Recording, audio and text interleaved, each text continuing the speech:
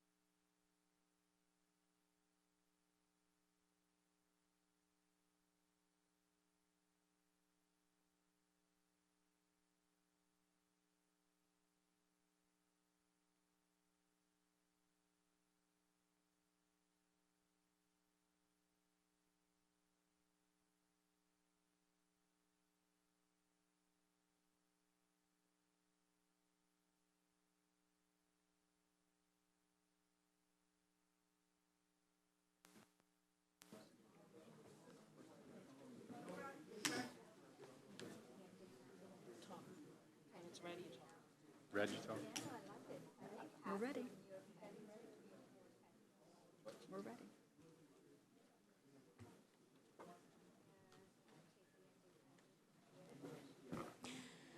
I hereby call to order the Board of Directors' regularly scheduled meetings of the New Jersey Transit Corporation, New Jersey Transit Rail Operations, Inc., New Jersey Transit Bus Operations, Inc., New Jersey Transit Mercer, Inc., and New Jersey Transit Morris, Inc. At this time, Safety Officer Mark Geisler will deliver the public safety announcement.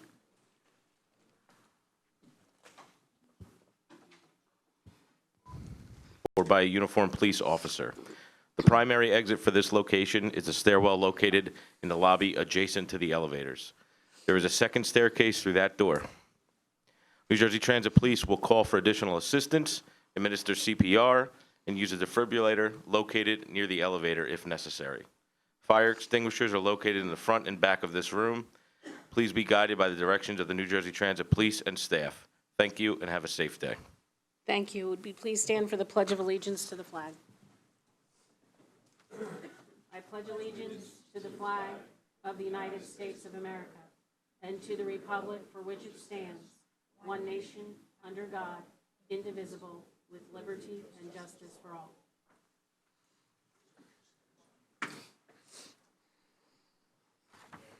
Good evening, Chair Gutierrez, Scacchetti, and board members. I will now take roll call. Chair Gutierrez, Scacchetti. Here. Board Member Wilton. Board Member Ajmani. Board Member Greaves. I'm here. Thank you. For the record, Board Member Greaves is participating by telephone. Next is the open public meetings notice. Adequate notice of today's regularly scheduled meetings of the Board of Directors of the New Jersey Transit Corporation, New Jersey Transit Rail Operations, New Jersey Transit Bus Operations, New Jersey Transit Mercer, and New Jersey Transit Morris has been provided in accordance with the Open Public Meetings Act and Public Law 2018, Chapter 162. The meetings will occur concurrently. Notices were filed on October 9th, 2019 with the Secretary of State. These notices were sent to newspapers of general distribution, posted in the main entrance of New Jersey Transit headquarters, published on the corporation's website, and sent to each individual, agency, and organization that requested such notice. The meetings are viewable on the corporation's website in real time and will be video recorded, archived, and made available to the public. Minutes will also be archived and published on the website. Thank you. May I have a motion to enter into executive session to discuss personnel matters, contract negotiations, the status of pending and anticipated litigation, and matters falling within the attorney-client privilege, including but not limited to the personal injury claim of Luis Azugua and the personal injury claim of Noela Rodriguez. May I have a motion? So moved. May I have a second? Second. Any discussion? All in favor? Aye. Any opposed? Motion's carried. We will return shortly.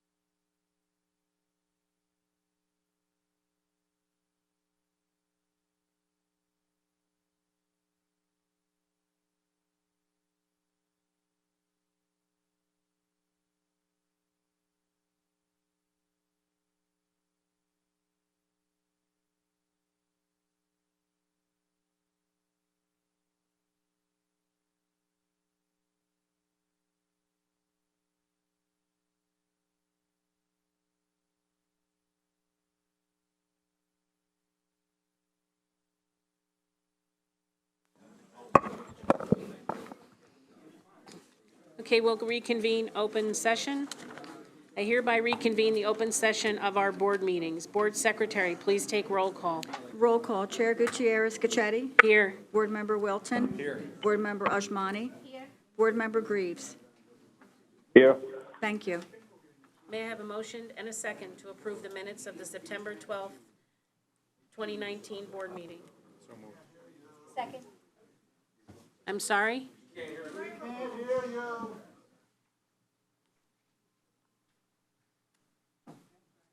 May I have a motion and a second to approve the minutes of the September 12th, 2019 board meetings? Second. Any discussion? All in favor? Any opposed? Motion carries. At this point, President and CEO Corbett will present the President and CEO's monthly report.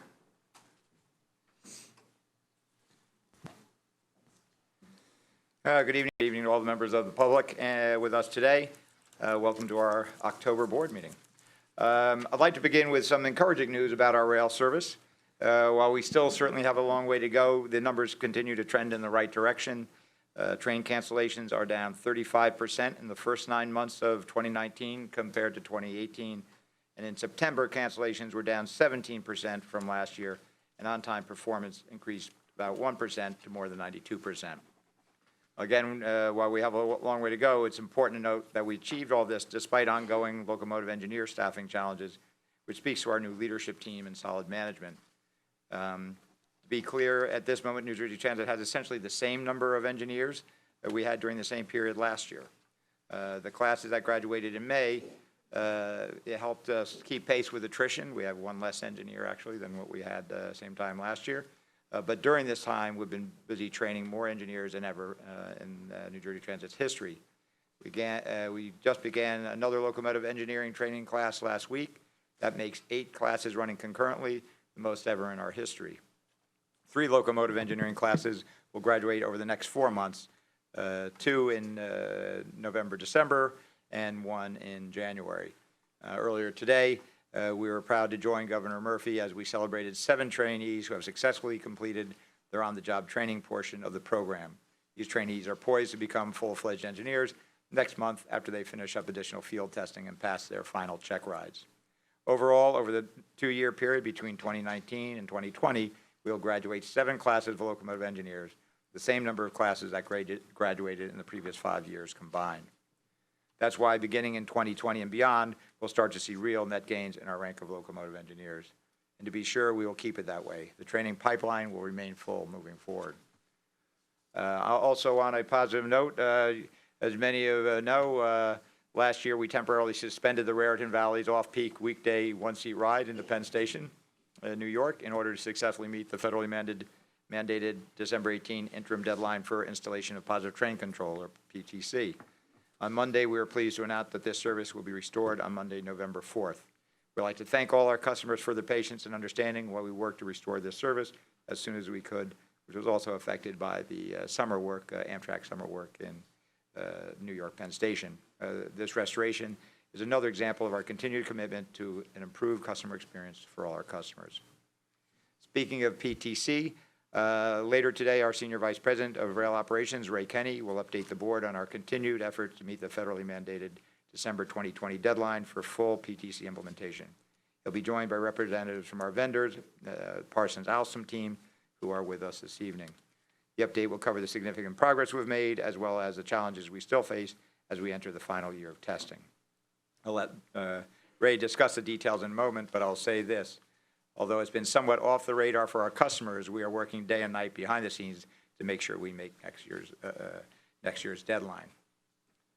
On a different note, last month we also announced the open applications for our new Customer Advisory Board, or CAB, not to be confused with the board passenger advisory committees. The CAB will be led by our customer advocate and chief customer experience officer, Stu Mader, and it will be made up of a diverse group of regular New Jersey Transit customers from throughout our service areas who use Access Link, bus, rail, and light rail.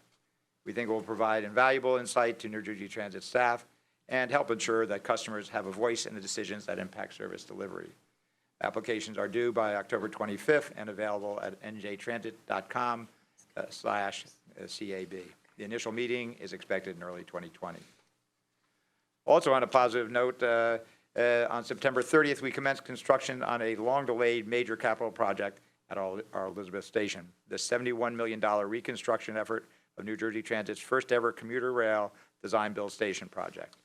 I should point out this project was long stalled and languished before we renewed our partnership with Amtrak last year. Amtrak is critical due to flagging and other issues along the Northeast Corridor. And it includes new station buildings, longer platforms for additional boarding capacity, new security and communication systems, improved accessibility for people with disabilities, and new artwork. Parts of the station will be temporarily closed for several months to accommodate this work. When we're finished, in addition to enhancing safety, the station will be more modern, convenient, and accessible. We appreciate our customers' patience as we work to build a brand new station and experience for the approximately 3,500 customers who board Elizabeth Station every day. Also on a positive note, Governor Murphy has made strengthening communities around transit a priority in his economic development strategy. This was particularly amplified on October 1st at Rowan University on the one-year anniversary of his long-term economic plan for the state. 2 weeks ago, we issued a request for expression of interest to identify private developers to implement transit-oriented development, TOD, projects on agency-owned property along our 37-mile Riverline light rail system. We're seeking information and feedback to assess the viability of making all or portion of this property available for redevelopment. We think it's a great opportunity for developers to get on the ground floor and help us create thriving local communities well in advance. As all of you know, the local economies in so many Jersey municipalities have grown and benefited thanks to their proximity to New Jersey Transit Service. We want to accelerate that growth in partnership with our host communities by promoting and encouraging mixed-use TOD along our entire river line. Our continued efforts in mixed-use development and our future collaboration with State Economic Development Authority supports Governor Murphy's economic initiatives to develop underutilized property along transit facilities, optimizing the value of the assets all across the state, and increase non-fareback revenue for New Jersey Transit. Another item of interest, I think, for many is you should know that New Jersey Transit's new and ambitious Disadvantaged Business Enterprise, DBE, goal for federal fiscal year 2020 through 2022 is now in effect. This goal, nearly 22% DBE participation, is on the total federal financial assistance we expend on FTA-funded contracts over the next 3 years. And it's just one example of our continued efforts to develop a larger pool of qualified contractors who represent the diversity of the business community and the region we serve. Along with other projects, speaking of construction, on September 13th, New Jersey Transit submitted a revised financial plan to the FTA for Portal North Bridge. We're confident that this plan satisfies the administration's requirement, and as you all know, this project is ready. I have had a number of productive meetings with FRA Acting Administrator Williams in recent weeks, and along with my staff and her staff, we believe we've done everything the federal government has asked. We eagerly await the approval of this most critical shovel-ready project to move forward. There's also been of interest, quite a bit of focus in the last few months on American Dream, it will be having its limited opening less than 10 days from now on October 25th. I discussed all the services we're adding at our last meeting, so I won't repeat that today. However, I did have the opportunity to tour American Dream complex again earlier this afternoon with members of the senior leadership team at 555 in anticipation of the opening. We saw the 2 venues that will open up this Friday, the Nickelodeon theme park and the ice skating rink. The complex is quite impressive and will continue to work closely with American Dream as additional venues open up in the coming months. Our homepage has a dedicated link where customers can find all the travel options to and from American Dream on New Jersey Transit. We've held 2 public hearings earlier this month in Jersey City and in Hackensack on all the services we're adding. Again, we will closely monitor the opening and all the days afterwards to ensure the transit service to and from American Dream remains commensurate with demand. Moving along to one of the themes we've looked at is innovation and challenges. And we're always looking to provide, well, I've often said we need the first priority in coming here is stabilizing the patient, making sure that we get our basics right and get healthy again. That doesn't mean that we're not capable of also looking at really coming up, looking at new innovation in technology and in the transportation field. Consistent with Governor Murphy's innovation agenda and the work and investment made by the administration to enhance future mobility, we're exploring potential benefits around connected and automated vehicles to complete existing transit. In particular, we want to provide more robust public transit with increased capacity to American Dream and MetLife Stadium in Secaucus. Under Diane's leadership in her role as both DOT Commissioner and as our board chair, yesterday New Jersey Transit launched an innovation challenge during the APTA conference in New York. Through this challenge, we're exploring the possibility of a public-private partnership to move approximately 20,000 people per hour between Secaucus and MetLife Stadium, which is about double our current maximum capacity on rail. And more details are available at njtransit.com/challenge, where you can also register for an industry day we're hosting on November 7th to promote the competition. I think considering all the great work and inspiration that Diane did to get us to this moment, I think I'd like to turn the floor over to Diane to make a few words about the challenge. You know, Kevin's right. We have our fair share of challenges here day to day. And looking at the day to day is extraordinarily important, but we cannot lose focus on our vision of the future. And the future here it has to involve a way to move more people in a fashion that is both sustainable environmentally and is the reality for those who will be traveling. So we look at a place like the Meadowlands Complex, where we have American Dream and we have MetLife Stadium, and we say to ourselves, what can we do to make this a better experience for people, not only within New Jersey, but outside of New Jersey? And so we will launch the Innovation Challenge on November 7th at MetLife Stadium. We are hoping to introduce this new service that would run from Secaucus Junction and do a loop through the Meadowlands Complex and back around and run continuously, that it would be autonomous, that it would be green, it would be clean technology, and it would be scalable so that we'll be able to vary the size and capacity as we need to based on events. And you've all heard about our experience with events, big events, Rolling Stones and such, and we want to make sure we're ready. Unfortunately, when American Dream executed an MOU with the state at the time in 2014 didn't really take any big initiative to focus on transportation, and they left in Kevin's lap the need to find ways to move people that weren't intended. I think that's the best way to say it. Bus was never on anybody's mind. But it is today, and we're going to make the very best of that. We are going to do what we can to make it as efficient and comfortable for all of those who want to come and visit the American Dream Mall or go to a stadium game or participate in a concert. So that is important to us. APTA was a great place to talk about it because obviously it's the Association of it's the American Public Transportation Association. Is that right, Kevin? Do I have it right? We have a lot of acronyms in this business. And the goal of the challenge is really to invite the industry in to give us their ideas and benefit from their knowledge. It's important for us to understand the world it's very expansive. And we have looked at systems that we think work, but we need the industry to come here and say to us, we're interested. We want to do this as a public-private partnership because that is the most expedient way for us to do it, and it relieves the burden of finances on transit.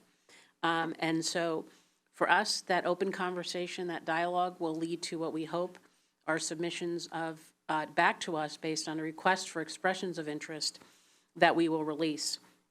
And it will be hopefully a process that people will look at, and they'll look at New Jersey Transit and remember all the time that we may be digging ourselves out of a little bit of a hole, but there is daylight at the end of that, and we continue to focus on that, and we continue to look to the future to make sure that we catch up, right? We're bringing everything up to where we need today, but we're not forgetting to look at our future to make sure not only all of you, but your children have a means of transportation that is certainly contemporary, is modern, is clean, is scalable, it is sustainable. It is something that we can be proud of. And so I think the team here has done a phenomenal job under Kevin's leadership.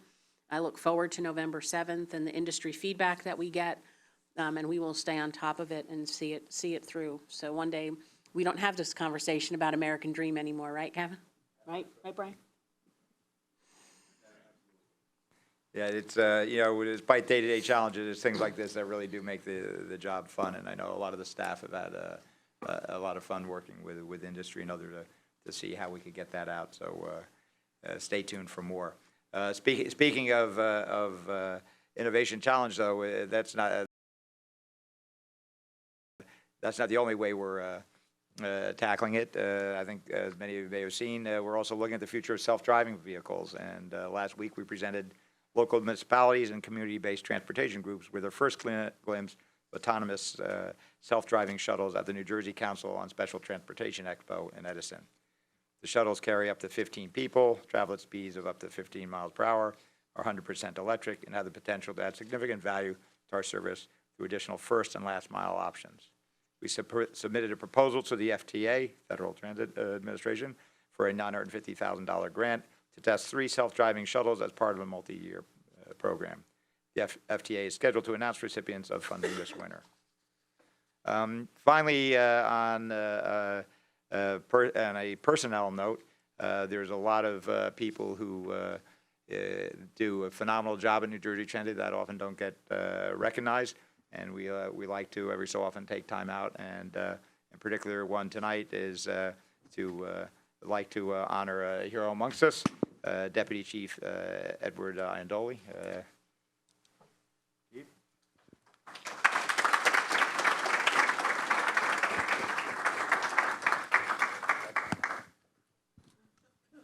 I need glasses for this.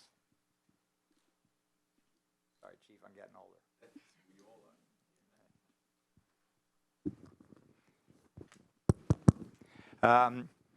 Proclamation in recognition of Edward Iandoli, whereas on October 3rd, 2019, Deputy Police Chief Edward Iandoli was off duty on his way home, traveling westbound on Route 80, when he came upon a motor vehicle accident, and whereas Deputy Chief Iandoli observed the driver's side of a vehicle was wedged against the cement barrier, the passenger side of the vehicle was locked, and the driver was unresponsive, and whereas Deputy Chief Iandoli used his ASP baton to break the window and remove the driver from the vehicle through the passenger side. And whereas once the driver was removed from the vehicle, it was determined he was blue in the face and had no heartbeat. And whereas Deputy Chief Iandoli began CPR compressions, at which time the Morris County Park Police arrived. And whereas Deputy Chief Iandoli asked the Morris County Police if he had a defibrillator, which was retrieved along with oxygen. And whereas Deputy Chief Iandoli placed the defibrillator pads on the driver and the Morris County Park Police activated the defibrillator, which it advised, no shock, continued CPR compressions. And whereas Deputy Chief Iandoli again began CPR compressions while the other police officer administered oxygen. And whereas after about approximately 200 compressions, Deputy Chief Iandoli felt a heartbeat and CPR compressions were discontinued. And whereas local emergency medical services and New Jersey State Police arrived on the scene, and the driver was breathing when EMS, Emergency Medical Services, transported him to the hospital. Now, therefore, be it resolved for his heroic efforts and his unwavering commitment to duty, we, the Board of Directors of New Jersey Transit Corporation, do hereby recognize Deputy Police Chief Edward Iandoli for his bravery and determination to serve and protect all. Ed? Thank you very much. You got a picture of that?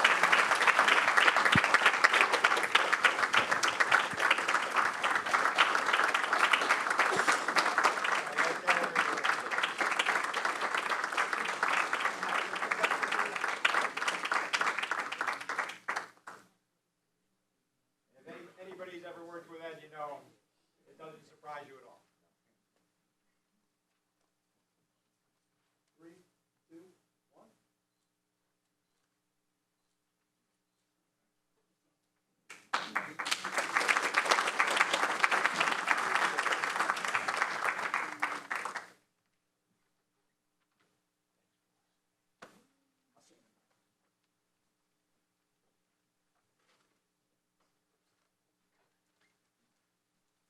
And as I mentioned, though, as we close the concludes my remarks, before we move on to the action agenda items on the agenda, though, I'd like to invite Ray Kenny, our Senior Vice President of Rail Operations, up to the podium to provide a brief status update on PTC. He'll be joined by representatives from our PTC contractors, Parsons and Alstom. Ray, the floor is all yours. Before, Ray, just 1 second, because I think, did the deputy chief just leave? Where is he? There he is. You know, I have to say, as a parent, as a child, as a sister, saving a person's life like that is more than just saving their life. And today, you know, in society, it's really easy for us to drive by those things because it's not our problem. And you basically, it wasn't yours either, but you stepped up in such a big way. And I think that you set an example and you set a standard for all of us to remember that extra mile we go, that extra task we take on to help someone else means not only the world to them, but could mean the world to their family. And so just as a good human, I have to say, we thank you for being such an awesome representative of not just New Jersey Transit Police, but of the New Jersey Transit family. And what we did for you tonight is no measure of what I'm pretty certain the good Lord will give you on that day when you meet him. That is just it just to me is such a phenomenal thing that you did.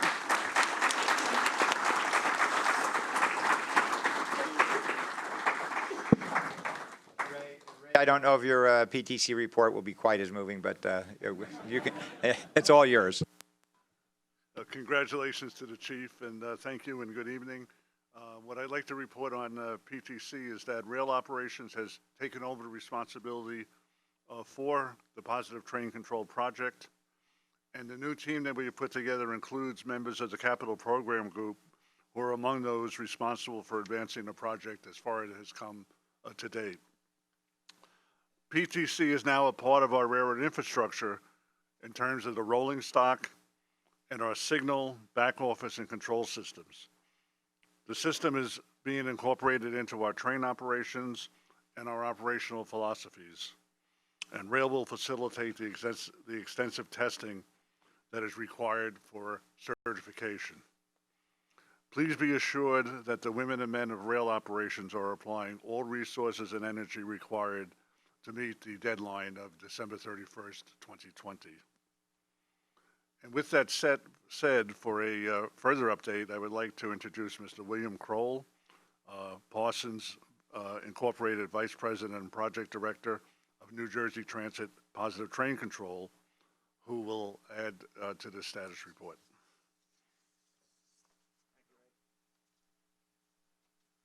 Good evening. I have a presentation, and there it is, right there. My name, as was said, is William Kroll. I represent Parsons, Inc. Parsons, Inc. is a global technology company in the federal and critical infrastructure.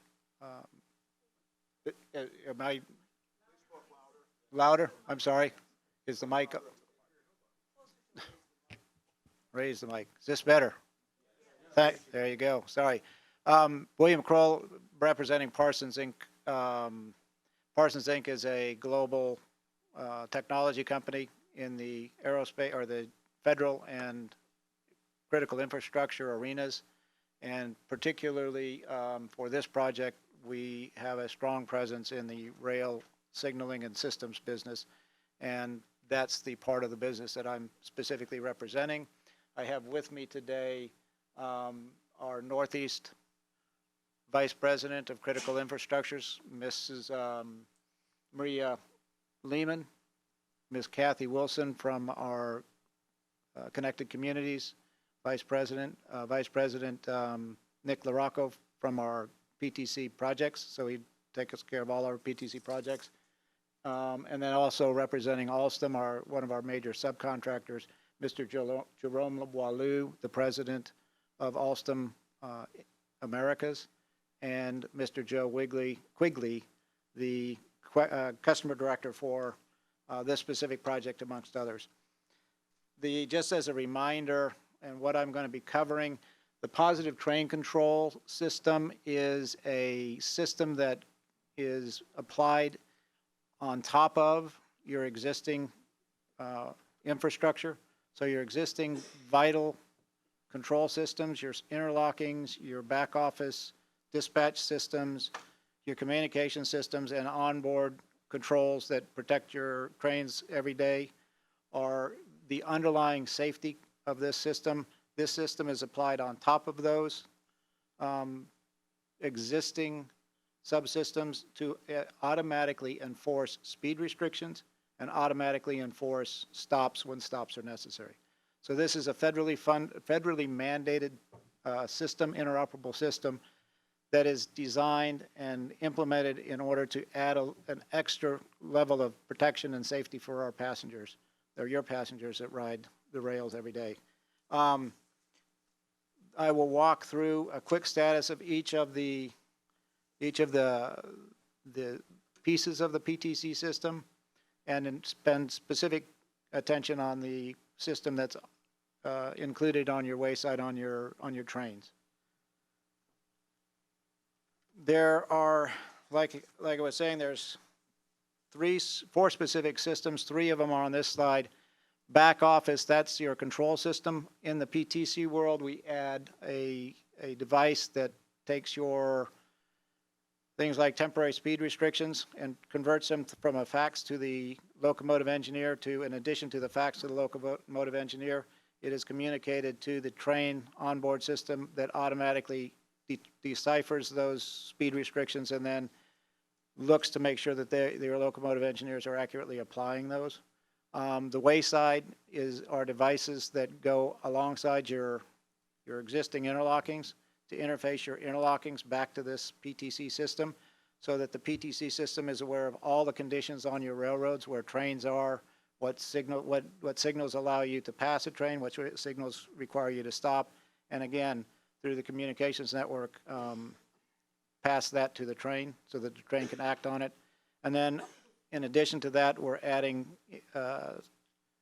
hardware and software to your communications network that connects all this together clearly, because now that this system is an interconnected communications-based system that requires a constant communications between the back office, the Wayside, and the train. So the communication systems is that we're adding to your backbone, your existing communications backbone, to ensure that we're connected to all those different pieces. At this point in time, the back office is on schedule. The Hoboken division is pretty much done, and the Newark division is on schedule. The Wayside, we have broken your tracks into several different pieces, the first of which is your demonstration area, which is a 17-mile segment of the Morristown line between Summit and Denville. That section of track has been in testing for quite some time, and we're finishing out the last of the touch-ups on the testing on the Wayside for the demonstration area. The next areas that we're concentrating on actively today are the Morristown and the Montclair-Booton, the full Morristown line and the Montclair-Booton line. Those are in active testing right now, and we expect to have those completed by the end of November.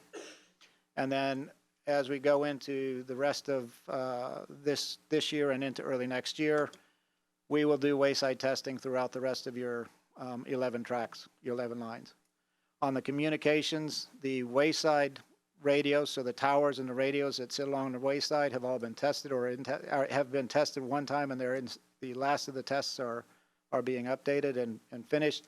The onboard testing is in process of being tested and will be run extensively in November and December. And then there are other communications devices, individual devices along the Wayside that are regularly tested and periodically have to be replaced or adjusted depending on the settings they're at. But at this point in time, of the 3 systems that I'm discussing now, none of them pose a critical path to the current project, and none of them pose an outstanding major issue. We do have something that I need to bring to your attention. We were expecting to begin revenue service demonstration. Revenue service demonstration is a process in which, in the PTC system, we go from effectively engineering testing on the system, then we go into a formal test that is done in the evenings and non-revenue conditions. We go to what's called a field functionality test. Those tests have been ongoing for quite some time.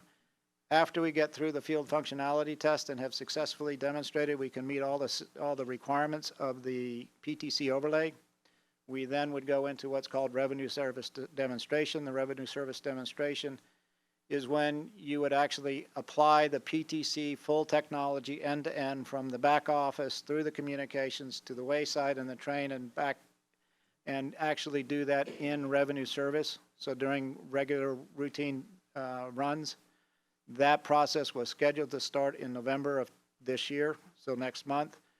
In September, we were notified by our subcontractor, Alstom, that the software that we were expecting to use for the revenue service demonstration, after they had gone through their full process of preparing that for formal release, was not acceptable for revenue service. It had some anomalies that had to be corrected. We have, Alstom has updated that software. The software has been released for testing in their lab as of yesterday. I was in Rochester, New York, the Alstom signaling center here in the United States, and actually saw the software being tested and spent several hours with the Alstom engineers and the project managers going through the software. The net impact of this is that we are moving revenue service demonstration start from March of this year to, or I'm sorry, from November of this year to March of 2020. That's a very major shift in the schedule, clearly. The good news on the front right now is the schedule had been de-risked and the project had been de-risked, and it allowed us in a very quick and timely manner to come to a resolution and a recovery plan that still keeps us in line with the December 2020 certification date. That line goes through a release process that I just explained and into the revenue service demonstration process that was November and is now March. The next critical milestone for that is releasing a safety plan to the FRA for their review. That had been in June in our existing schedule. That remains in June as of today and will remain in June, we're confident. And then the FRA requires a 6-month period to do review and approval of that safety plan. And then they issue a certification to allow full revenue service of the system by December 31st, 2020. We still have a high confidence level that this is still achievable. The software the issues that we found in the software in September have been identified. They have been corrected in the code, and we are now in the process of validating those and testing those.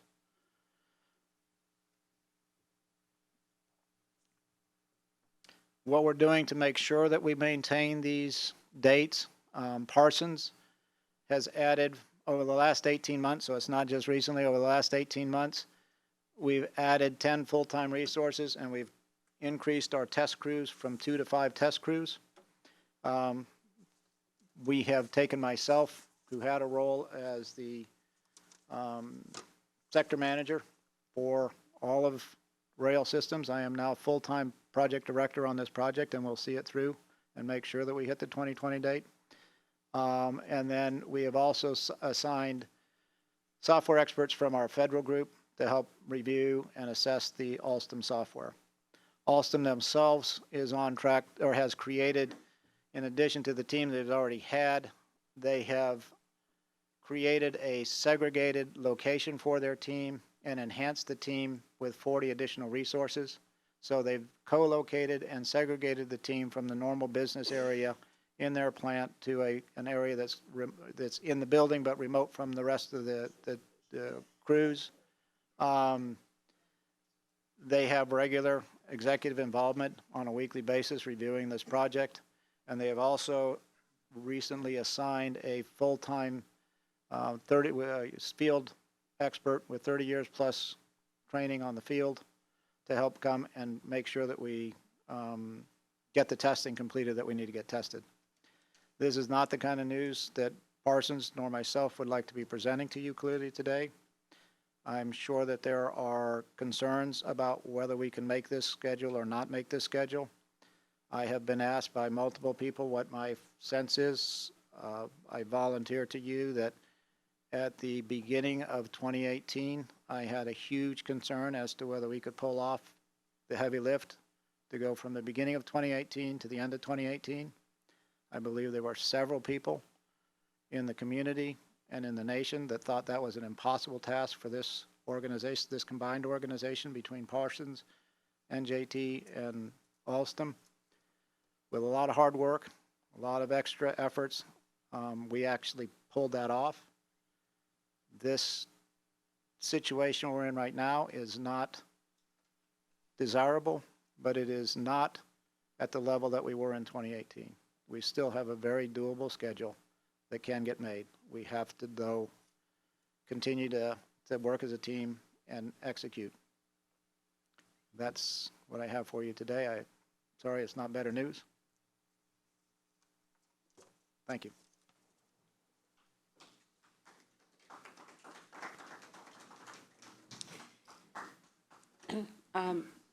I think I can speak for the other board members that we certainly appreciate the update that you've provided. Perhaps not as much the news. What transpired in 2018 cannot transpire again next year. This is the issue you have now is not something transit can help you with. What we did in 2018 was, we had the ability, we had the resources to help you, but we don't now. This is your proprietary software. And so I would just ask that your team stay in close touch with Kevin, that there be no surprises and no delays in giving us any information that we need to make certain that we are fully advised of the status of this project. I appreciate your confidence. I'm a little bit more cautious. I think we all are. And so our expectation, and again, I think we all agree, that we're going to act more like we're from Missouri than we are from New Jersey. I understand. You have a lot to show us. I understand. And so our expectation is that the communication with Kevin and his team be extraordinarily open and honest. Now, it should have been all along, and I know it has been. We've worked hard together the last almost 2 years, but certainly going forward, we're in a very critical time. Yeah, we fully understand that, and we're committed. We will stay in touch with Kevin and Ray and the full team. If there's a silver lining out of this, I was informed on Lucky Friday the 13th, September Friday the 13th, that what I was expecting to be RSD software was not going to be RSD software. By that next Thursday, the 19th, we were able to have a plan that we could reliably put in front of the local FRA lead. And then by September 26th, we went in front of the FRA administrator with a little bit stronger plan. I'm not trying to say that that's good news from the standpoint of we were jumping through hoops, but it's good news in the standpoint that we have a very strong team, and it wasn't just the Parsons team. That was close cooperation between New Jersey Transit and Parsons to create, in a very, very short time, a very robust and viable plan. So the good news is the team is ready for the curveballs.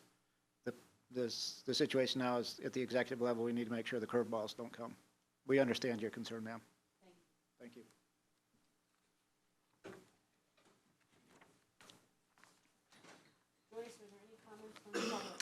Yes, there are a total of 19 speakers. That includes 3 speakers on behalf of Russell Bratty, 6 speakers on various topics, and 10 speakers commenting on the microgrid project.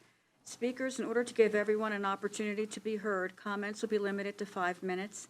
As is our protocol, when there are several people speaking on the same topic, 2 speakers will have 5 minutes to provide comments, and all other speakers will have 2 minutes to provide comments. The first public comment list is 3 speakers on behalf of Russell Bratty. The first speaker will have 2 minutes to comment. The last 2 speakers will have 5 minutes to comment. The first speaker is Bernard Hill.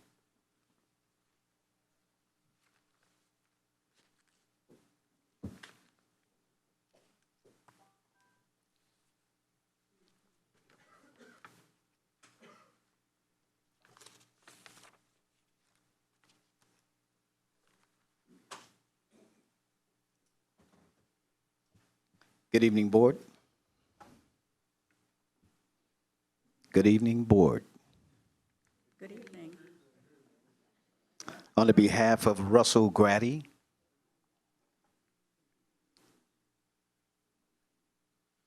a very powerful individual with tremendous courage and the ability to come here over and over and over again, asking you to do what you've promised. I'm a witness to that promise of making him whole. Everyone by now knows, then you know the story. Am I correct? Each and every one of you. We sit here time after time and we watch people get satisfied through whatever endeavor or whatever situation or whatever problem that they go through. I see that New Jersey Transit is a strong company. Why can't you make this man whole? He has money wrapped up in a situation, in a broken promise, and a broken dream. Why can't you bring him to satisfaction? We come before you as soldiers of truth and understanding, in peace, by the grace of God, hoping that you would open up your hearts with dignity to satisfy this man. And this is all that we ask. Make him whole. That would bring his family together and bring this situation to an end. No more orange shirts. Imagine that. Thank you. The next speaker is Janet McDaniel.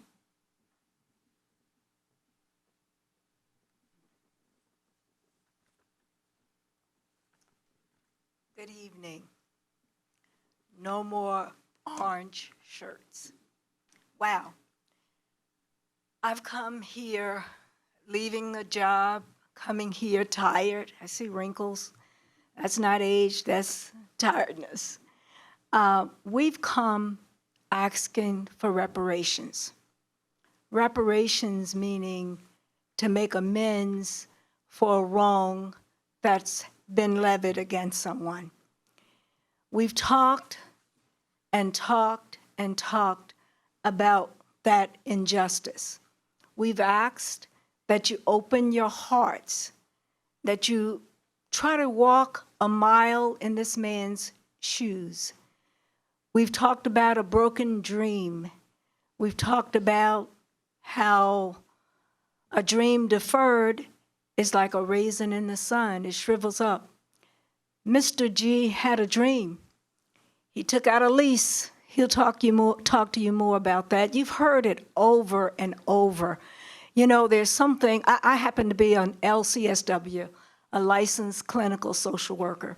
And sometimes we talk about making a refrain and using a broken record. And we continue to say the same thing over and over again so that you get a clear understanding of where we are. Let me try to make another analogy. Sometimes I try to do that. I don't know if I'm successful. But Mr. G came before you. He's been coming a little over 2 years. He came down in June. I was not here. I was not a witness to it. He frequently says to me, because we oftentimes have a little different interpretation of what might have taken place, and he says, I wish you had been here. Apparently during that meeting, he was told that you were going to resolve this issue. You were ready to get rid of these orange shirts, and you wanted to bring this to an end, and that Mr. G would be satisfied with the resolution. Well, apparently he was not satisfied. So the analogy I want to make is you go to the butcher and you want to order a good cut of beef. In fact, you want some filet mignon. You trust this butcher because the butcher said, you're going to like this meat. You're going to really enjoy this, and you're going to be satisfied. So you trust that. You take this cut of meat, you wait till you get home, you make a phone call, you say, Janet, I'm happy. I think this is coming to an end. You weren't able to be there, but I trust that it's going to be something for which I can be satisfied. You get home, you open your package, and what do you have? You have ground beef. Ground beef. We're talking about fairness. We're talking about several years since 2004 of trying to bring this to an end. We're talking about fairness. We're talking about maybe you can't get the filet mignon, but you don't want ground beef. We're talking about being fair. So I know I have 5 minutes tonight. I don't think I'm going to need it. Oh, I never noticed that before. I have a minute left. I want to give you another quote of Dr. Martin Luther King Jr. He said that the measure of a woman or a man is not where he or she stands in times of comfort, but rather where he or she stands in times of controversy. This decision may be difficult. You know you don't really want to give any filet mignon, but you probably need to do better than ground beef. Remember, injustice anywhere is a threat to justice everywhere. Thank you.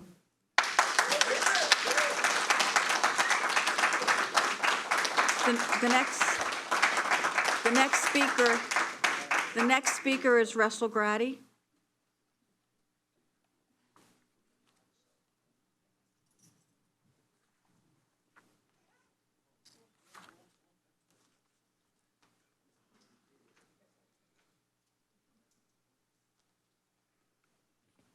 Good afternoon, Board. My name is Russell Bratty, and I've been here many, many a times.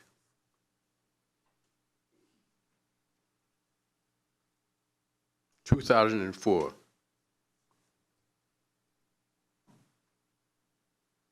I was made a promise. If you let us take down this beautiful restaurant that you have here that you spent more than $1 million to put up, we will relocate you. That was in 2004. That was an offer, $1.8 million. Now, I told this story before, to relocate me. If you look in your file, you'll see an email there saying from New Jersey Transit that we do not agree with your settlement agreement. Matter of fact, we haven't even given you the authority to negotiate any agreement with the new tenants in our new bus station, which was wrong. You had obligated the contractor to do such thing. But your aim was to get me out of my location. Beautiful restaurant. Got all kind of awards about a clean restaurant.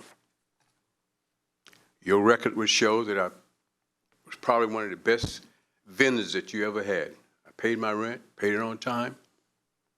In-debt service to EDA, I paid that on time. I didn't do anything wrong. You got me out of the restaurant and you reneged. You made a promise that you didn't stick to. I had a 20-year lease. This is only 7 years into my lease. And you railroaded and tricked me out of the building. And then you said, excuse the expression, the hell with you. We're not going to do anything for you. We went to court. Naturally, I panicked because I trusted your word and the lease that we had. I went to court. Non-binding arbitrators came out and made a finding. So you guys have to give this guy at least $1.3 million to go back into his restaurant. New Jersey Transit rejected that. Why? Because they didn't want me there in the first place.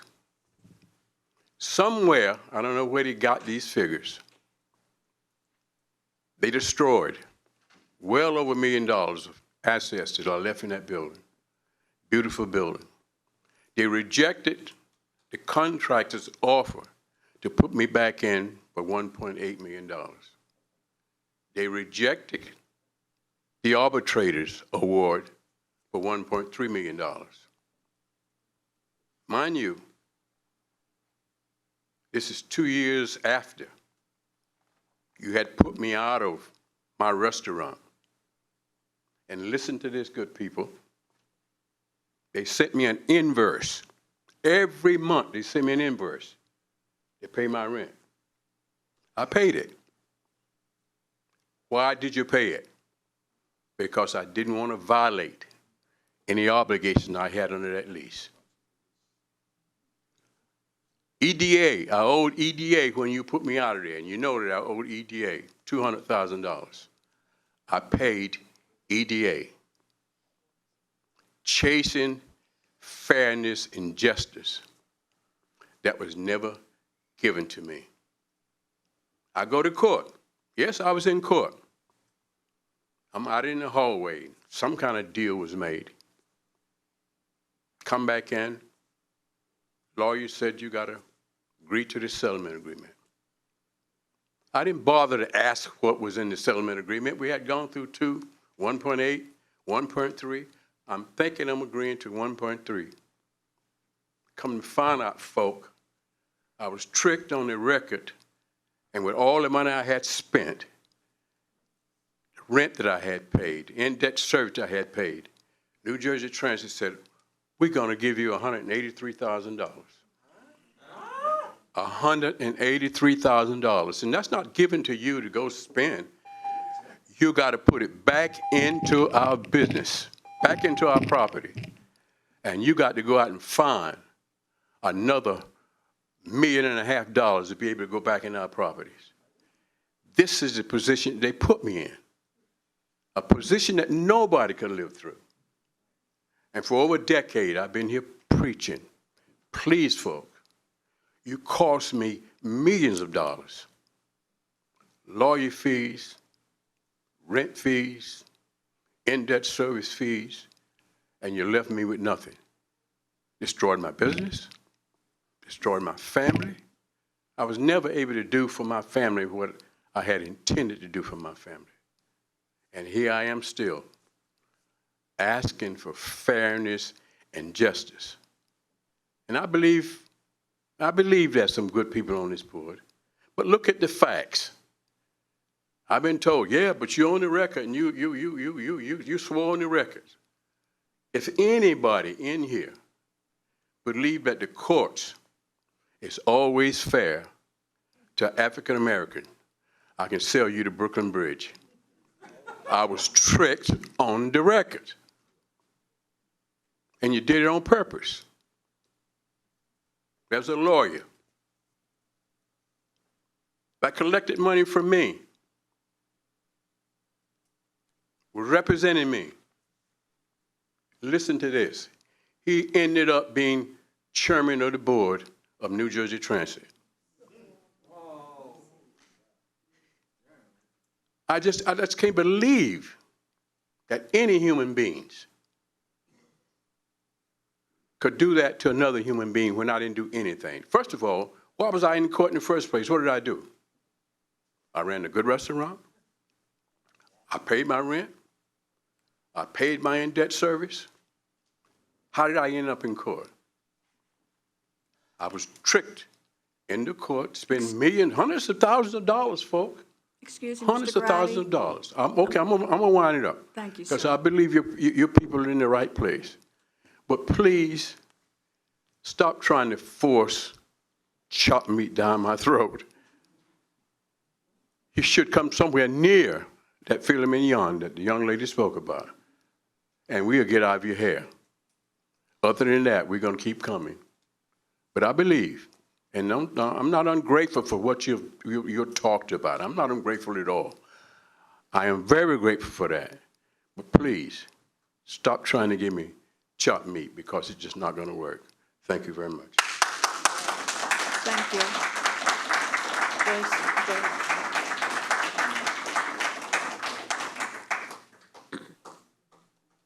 Mr. Bratty, thank you for expressing your concerns again.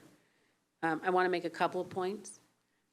There has never been a commitment of this board to make you whole, because we can't define what makes you whole. This is 15 years old. It has been through arbitration, and it has been through the courts. Not a person sitting on this board can attest to what happened then. We have attempted to be fair with you in settlement, but we have just about reached the most that we can do. And so however you want to define it and whatever analogy you would like to use is fine. But I think that we can't keep meeting and offering only to have the number you want go up. So we can talk again. We're happy to reach out to you. But I think that there has to be a reasonableness now, 15 years later, in terms of what a board can do that technically has no legal obligation to do anything. The legal piece of this matter wrapped up well before any of us thought about the fact that we'd be sitting at this dais. And I think that that's important to consider as you consider the offers that are made to you. Thank you, Madam Chair. I appreciate what you're saying. And I can appreciate the fact that you wasn't here then. But there are facts that can bear out what I'm saying. I'm not making these allegations up. That there's facts that bears me out in what I'm saying. And I asked the question again, with all that I did, and I did everything right, how did I end up in court in the first place? I didn't commit any crime. I did not pay my rent, my in-debt service. I did everything right. I asked the question, why did I end up in court? I know you wasn't there, but the facts are there. I ended up in court. And I ended up on the records, tricked on the records, and that's what you're saying. You're not obligated to give me a dime, because I've gone through a court that, if you want to use the term kangaroo court, I don't know what the heck kind of court that was, but it did me in as an African American. They did me in on purpose, and that cost me a lot of money. You're saying moving the goalposts. I was asked by your attorney, Mr. Bratty, what do you want to settle this? I sent you a letter with my signature stating what I wanted. You are nowhere near what I'm asking, and that's a small amount. That's only maybe a quarter of what I should be getting. I'm willing to settle with something, but I'm not willing to settle with what you offer, because it's not fair, even though you wasn't there, and even though it was a long time ago. But you gotta try to realize what damage that it cost me. I had 13 years left on a very lucrative lease. I was doing between $85,000 and $100,000 a month with 13 years left. And you took all that away from me. Tore my restaurant down and said, listen, you take this $183,000 and go back and replace it. Now, those are facts. You wasn't there, but you are here and you are responsible for what happened then. Mr. Bratty, I'm sorry. I don't want to aggravate you too much, but I'm going to stop you at the idea that this board is responsible for what happened 15 years ago. We have made a good faith effort to settle this matter, to make a right wrong, to make a business decision that we think we can look at the record and support. There is nothing left to say tonight. We have 16 other speakers, but we do need to correct the record in terms of the fact that there was no commitment to make anyone whole. There was a commitment to negotiate. You were asked for your negotiating position. That wasn't a commitment to pay. It was a negotiating position. So with that, we'll see you next month, Yeah, or we yeah, won't. yeah. That's up to you. Hopefully you won't have to see me next month, but if we don't come to some kind of reasonable agreement, you're gonna see me a lot or more months, and it's gonna intensify. Folk, you has got to go back and look at the records, and you got to do better than you're doing. I'm a peaceful man, I'm a God-loving man, I'm a family man, and I appreciate the people who support me month after month, and I made this thing that it's gonna get much more than this. I'm telling you, y'all find the money. You took it from me. Give it back. Please give it back. Thank you. The next public comment list is 6 speakers. The first speaker is Delvin Bradford.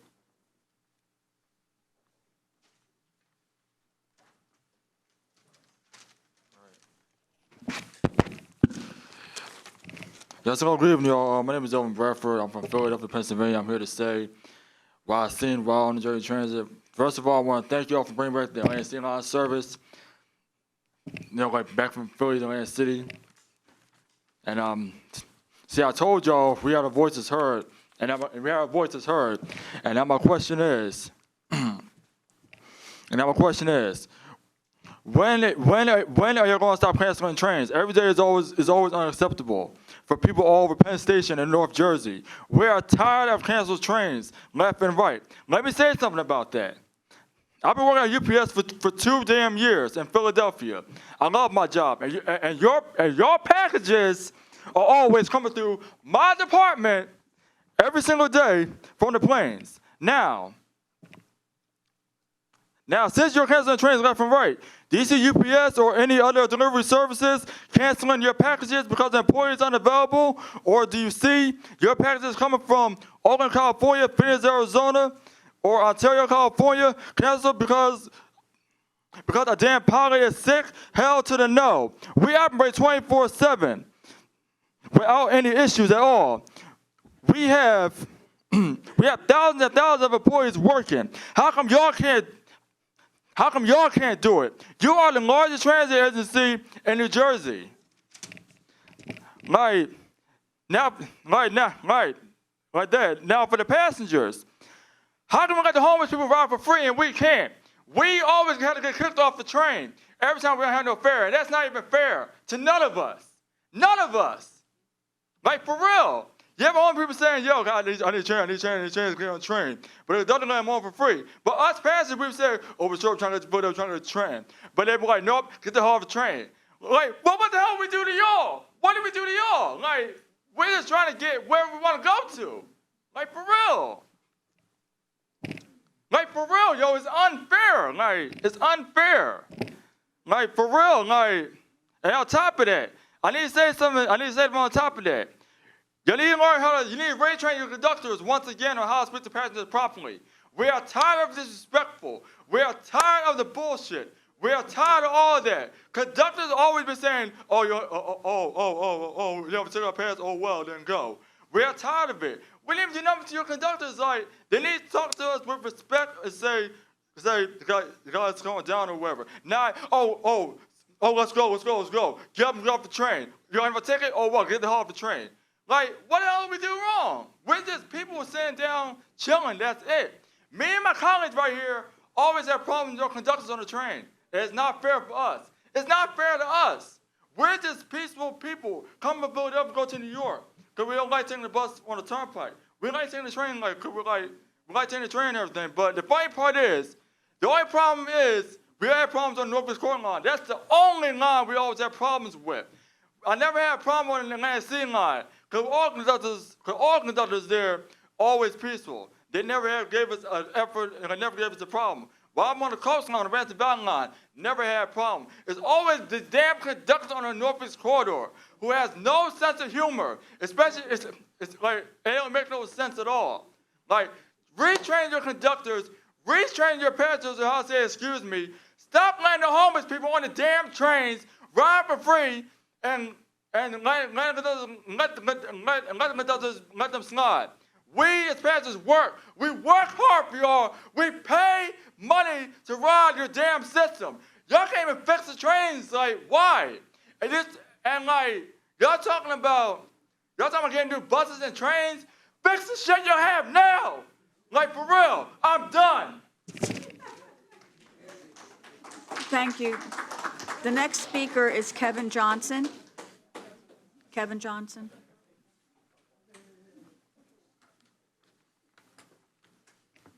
Good evening, board. My name is Kevin Johnson from Philadelphia, Pennsylvania. And I too ride New Jersey Transit's Northeast Corridor on a daily basis. And I am profiled by conductors. I'm lied on. They call transit police and say I'm a disturbance. I don't have a fare. When the transit police arrives, they find that I do have a ticket and I wasn't a disturbance on the train. And this has been going on for some years now. I have flooded your office with calls, and all you guys do is throw courtesy tickets in my face. Does a courtesy ticket to me make you a better transit system? I've been thrown off for talking to fellow colleagues about it's nothing inappropriate, just regular conversation. I'm told we're too loud, disrupting the train. I'm thrown off, threatened to be arrested, and so on. But I don't see, not to be racist, I don't see any other people of any other race being treated the way I am. I am refused service on some trains with a full fare. I'm thrown off at the following stop for no fare. And again, when transit police arrive, I do have a fare to ride the train. You guys have not returned several or more of my phone calls, and these current events still on go. I ride New Jersey Transit buses with no problem. I ride the Atlantic City Rail Line with no problem. There seems to be a problem with me riding the Northeast Corridor. I am tired of the false accusations. I have tons of videos of conductors getting in my face, attempting to hit me or fight me. I also have a video of a conductor trying to fight my brother at one of your stations, New Brunswick. If nothing is done, I will forward these videos to the press, and I will go from there. I will not tolerate the treatment. I will not tolerate the disrespectful behavior, being profiled. You guys talk about positive train control. Actually, you were forced to get positive train control. This is not coming from you. I don't think you really care about the safety of the passengers, because this is positive train control would have been implemented years ago. SEPTA has positive train control, and they've done it. They've completed positive train control about 10 years ago, and it wasn't because they were forced to be removed from the Northeast Corridor. You know, they took it upon themselves to make their passengers feel comfortable. You guys are advertising about getting new rail cars and buses. My thing is, I ride the river not a lot. I've been on the train a couple of times where the train have caught fire, smoke coming from the brakes. The turbo blew while we were all on the train. We had to alert the operator because for some reason, this special technology you're talking about, I guess these trains don't have technology to let the operator know there's something wrong with the train. So he continues to move the train down the tracks. We had to call rescue service. The passengers had to call rescue service themselves because then, again, the operator was unaware of the events. I think you need to do better at what you're doing and the way you treat people. It seems to me that you guys want your money in fares, but it seems like you take money from us and refuse to give it back. I'm not even asking for my money back because, again, I was thrown off about a few weeks ago. I was trying to lower an e-ticket on my phone, and your network was down. And because your network was down, I couldn't pull my ticket off. Your transit police pulled me off of the train at New Brunswick, and I was told if I didn't pay another fare and I got back on the train, I would be arrested for fare evasion. So you got a lot to work on. Thank you. Thank you. The next speaker is Gary Kazin. Good evening. I'd like to look at maintenance. We seem to have a lot of on-the-road failures of the trains of late. It would seem like the Meadowlands Maintenance Facility is shorthanded because they're not getting the work done. I see the statistics in the report of MTBFs in the 80,000 range, which should be in the 100,000 miles range and higher. On the light rail systems, 6,000 miles between failures. It's ridiculous. This is unreliable service. My wife has refused for the last year to ride the trains. We're fortunate to have a parallel bus service that will get us to New York, and she uses the bus. The bus is more frequent, faster, more reliable, and less expensive. It's a home run there. On a second notice, I've noticed at two of the stations that the ticket vending machines some of the ticket vending machines have been removed at Millburn and Morris Plains. There used to be two, and now there's only one. Is this because the machines haven't been maintained and they need to be replaced? Is this another maintenance issue? I know they're operated by a contractor, so something's going on there. That these machines have been removed. It's just one thing after another. I would like to thank whoever is responsible for improving the lighting at Denville. New lighting was installed a few weeks ago in the parking lot. However, there's a light pole base in the parking lot near the tower. You'll know what the tower area is if you've ever been there. There's a cone on top of this base which sticks up about 8 inches from the surface of the parking lot. It's been there for 15 years since that pole was knocked down by a car. It seems like that base should at least be cut off even with the surface of the parking lot. I've run over it and had damage to the underside of my car because of that. It's just, hey, maintenance is important.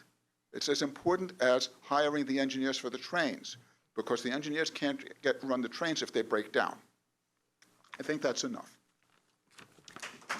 Thank you. The next speaker is Sally Geller.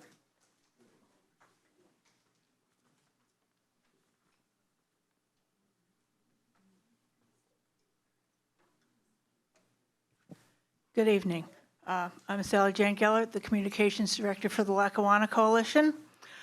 We are pleased for our Raritan Valley Line friends who will be getting their trains back on November 4th.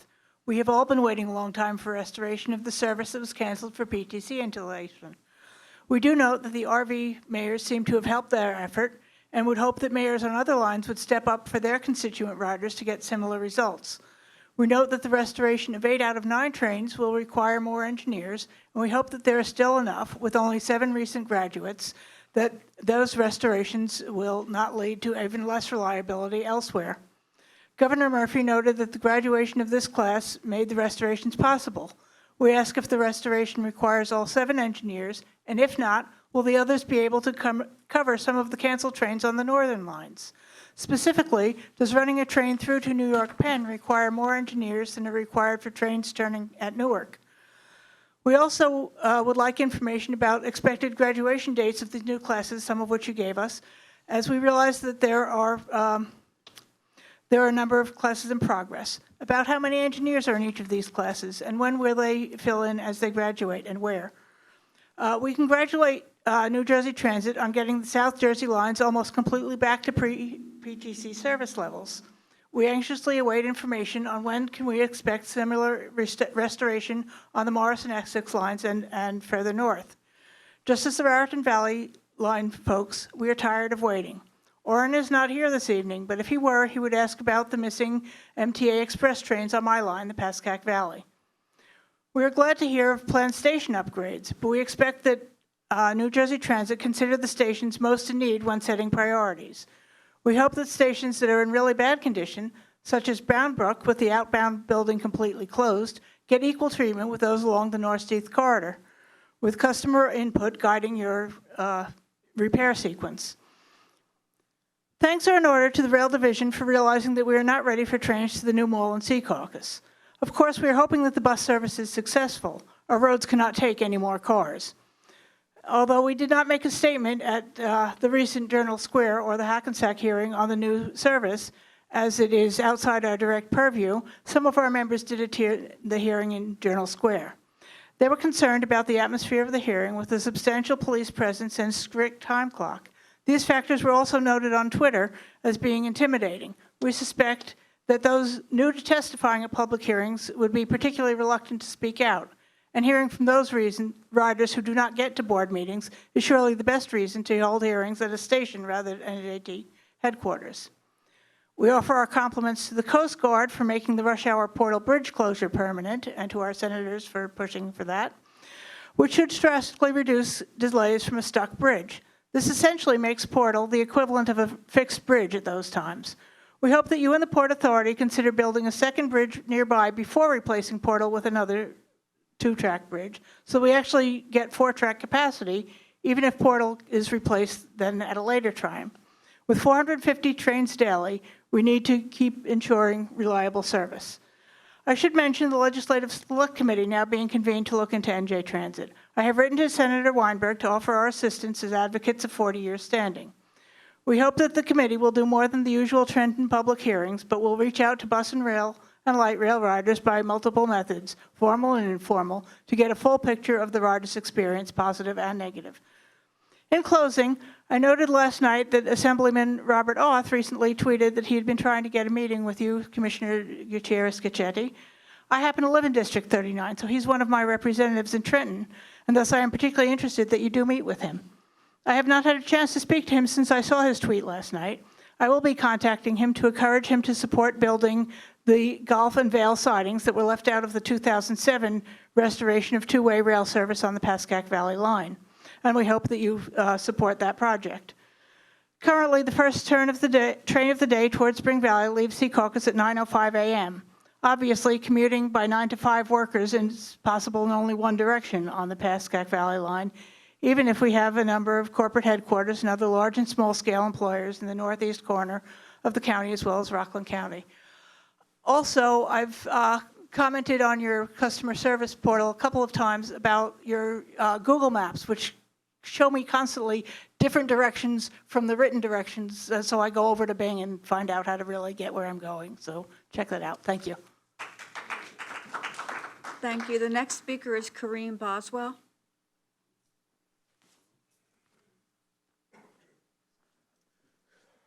Good evening. Let me see, how can I say this? Okay, I'm going to give you the pros of like New Jersey Transit. I love New Jersey Transit. Y'all have service on time. It's back-to-back, reasonable price with the tickets. The cons I have is that the New Jersey Transit, y'all fare system needs to be fixed. I'm going to give you an example for SEPTA. Everything's uniform. It's already set. New Jersey Transit, y'all fare structure, you have 3. 1 for trains, fare structure, 1 for buses, and 1 for light rail. Every time I take New Jersey Transit, it's very confusing. It needs to be stopped. Y'all got to do something to put it together. They make it easy on passengers. Different machines for this, that, and the third.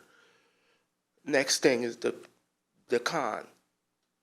Y'all had to do something about the Riverline vehicles. They get run to the ground. There has been one set, as my colleague said before, there's one set that has been sitting there boarded up for a long time.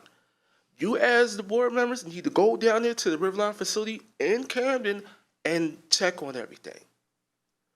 I'm gonna give you an example. Why don't y'all be incognito? Don't show no credentials that you're a New Jersey Transit board member. Just ride the vehicles like a normal passenger, like the rest of us, and experience what we go through. The nasty conductors on the commuter rail lines. Any of them. Don't show no credentials. Just buy a normal ticket. Just act normal. Present that and watch how they talk to the customers. I like to say customers. They talk to the passengers with nasty attitudes, in or out of the rush hour. I'm giving it to you. Just have an experiment. Instead of sitting here in this headquarters building, what y'all need to do, I don't know if you're saying, y'all need to go out into the field. Don't send y'all the people under y'all. What y'all need to do is go out there, see your own eyes. Just act normal, just be incognito. Y'all need to go to different facilities and just like touch up. Just touch up. Just ask how everybody's doing. How everybody doing in the different facilities. That way y'all take notes. I don't like y'all. I don't like nobody send nobody out to dig notes. Y'all need to go out there yourselves and see what's happening. That way nobody here don't have to come here and complain and voice their opinions. That's it. That's it. I love New Jersey Transit, but the errors need to be fixed. I just want y'all to do just take heed to this experiment. That's it. Thank you very much. Thank you. The next speaker is Tim Sevener.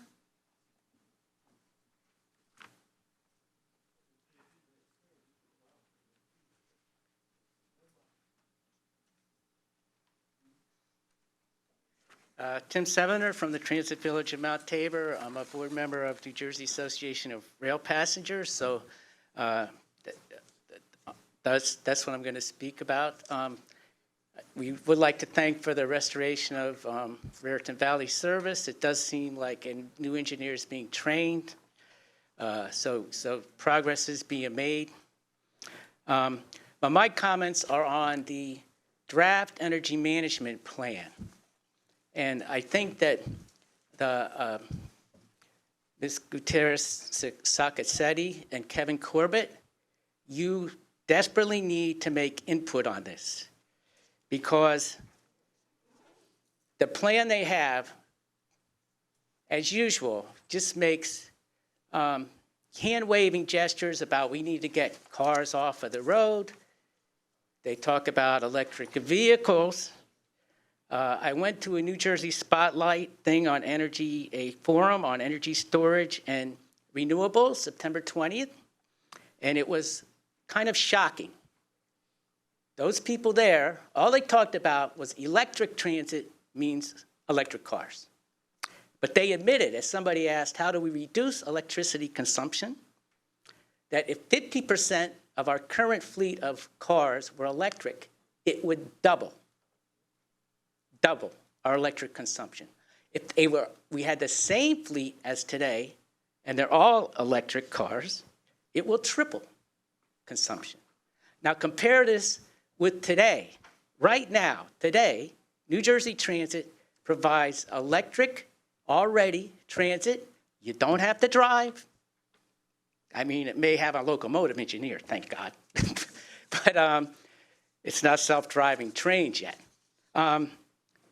And the goal of the energy plan is to have 330,000 electric cars on the road, like 5 years from now. Let's run electric rail. The other thing I talked about before, it uses 10 times less land than cars, provides transit for zero-car households, of which I've told you guys before. Newark's number 2. Jersey City's now dropped to number 4. Washington, D.C.'s number 3. Patterson's in the top 15, and so is Elizabeth.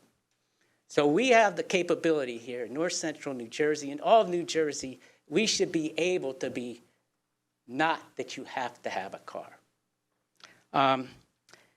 Anyway, so in order to do this, you need to get involved in this energy management plan, because they admitted transportation is critical. Electric rail is critical. And as I told you before, too, we now have the major advance of solar rail. We have to start doing this. The other thing we have to start doing, which I think may be possible now that we get some engineers, now that you're getting new railroad cars, is we have to restore the service. People don't realize the huge cuts in service. It's like the frog in the boiling water. Kevin Corbett knows, he's been taking the train, so he knows himself personally. Like on the Morristown line, for example, 10 trains a day. Cut to Hoboken, 12 trains from Hoboken. We have no direct Hoboken service on the weekends for the Morris line. On the Boonton line, as I said before, the last train that I can take to go east is 9 a.m. So please get involved in these hearings. Also, I think the NJDOT should be held responsible as part of the energy management plan and for our goals, climate goals, to reduce vehicle miles traveled. Any way possible, and the best way possible is to run our trains, make them electric, electrify all our lines. There was nothing in the draft energy management plan about that either. We have the Morris line needs Dover to Hackettstown, the Montclair Boonton line needs Montclair State to Denville, Pascack Valley line needs to be electrified, Main line, Port Jervis line, Raritan Valley line, and of course Atlantic City line has the exciting prospect that could be powered by offshore wind, as the Dutch already have 100% renewable electric rail. Thank you. Thank you. The next public comment list is 10 speakers commenting on the microgrid project. The first and fifth speakers will have 5 minutes to comment. All other speakers will have 2 minutes to provide comments. The first speaker is Jeff Tittle.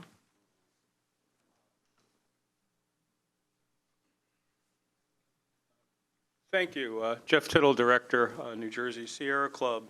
And I'm here today representing our 24,000 members in New Jersey and 80,000 supporters because we're very concerned about the microgrid proposal in its current form.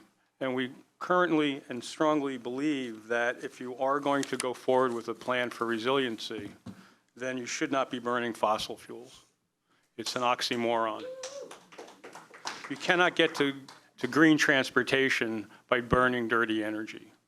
Last week, Governor Murphy had an epiphany after a year of pressure from some of the same people in this room against the Meadowlands power plant, that 1,200 megawatt monster up in North Bergen, and realized it was a mistake. Well, this is only 4 miles from that. And a 140 megawatt power plant in an environmental justice community, Executive Order 23, in an area that is F level for ground level ozone, American Lung Association, in an area that floods and is on a Superfund site, makes absolutely no sense. Copperas Coke is one of the most toxic sites anywhere in the United States. To build that plant on that site, since it's capped, could expose tons of toxic waste. The pressure from building on it could also force those toxins into the river because there's only a slurry wall protecting the river from that toxic witch's brew of really, I forget how many tens of thousands of gallons, but it's there. Two, and most importantly, New Jersey is in a climate crisis. I was going to talk earlier about how we have rail yards in New Jersey that are going to go underwater, how we have rail lines that are in, that also will be going underwater if we don't deal with climate and start having a real resilient plan. But you're not going to get there with this plan. Calling it resilient is sort of like Ben & Jerry's calling their ice cream vegan. It's not, no matter what you say. It's still Ben & Jerry's ice cream. Same thing here with natural gas. The other thing, it's not resilient, and the reason is because in the wintertime, during areas of extreme cold weather, natural gas supplies in the Northeast get curtailed. So if we have a polar vortex and the grid goes down because of a snowstorm or whatever, it will not work, because that's the problem, because the gas supplies get cut back. You're not considered essential, even though New Jersey Transit is essential to commuting. It is not necessarily considered essential to get that gas. And that's why we think that New Jersey Transit should look to the future and not look to the 1970s in modernizing this grid. We believe that this microgrid should be powered by renewable energy, that you could actually put solar power and panels in here to get you the same amount of power for a lot less money, less than half, even with battery backup. There are other ways of also continuing to make sure we have that reliability through wind, using energy storage through flywheels, even having some fuel cells. But you can get there without having to pump more pollution into the area that already has too much pollution. We also believe that it will be cheaper, and the $80 million a year that you borrow from societal benefits charge is supposed to go to clean energy should be better spent on energy efficiency than buying electricity from dirty power sources. And if you electrify this grid and you put in solar panels, you can run them year-round. You could be running our trains. We could be the first transit system in the country to have solar trains. Think about that as a landmark achievement in the battle for clean energy and the battle against climate change and the battle for moving New Jersey Transit forward. That would do a lot more for Reliance and making sure that our trains run on time because they have the power, and it's green power, to move green transit forward. I would also say that, the whole purpose of, Tim's speech before, and he is a member of the Sierra Club, is to use transportation to get people out of cars and reduce pollution. But you won't be reducing pollution as much if you're burning dirty fossil fuels and the pipelines that it takes to bring it to market and the pollution from the fracking and from the methane and everything else. So I'm here today to say to you, do not be fossil foolish. Move us forward. Burning natural gas to power electric trains is like basically taking a Tesla and putting a lawnmower engine in it. It does not work, and you should move forward, and thank you for your time. Thank you. The next speaker is Brian Sandilands.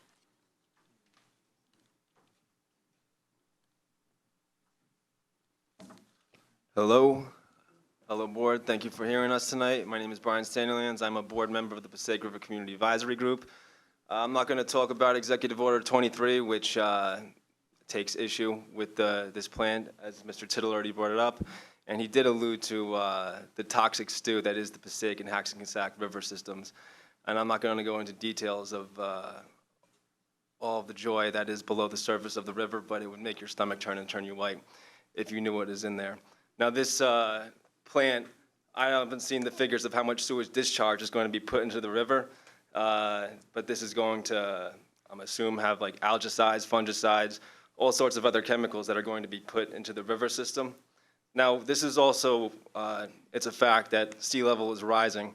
And the real problem isn't necessarily the sea level rise and how it's going to impact our communities, but that storm surges are going to be a lot more powerful from every foot of sea level rise.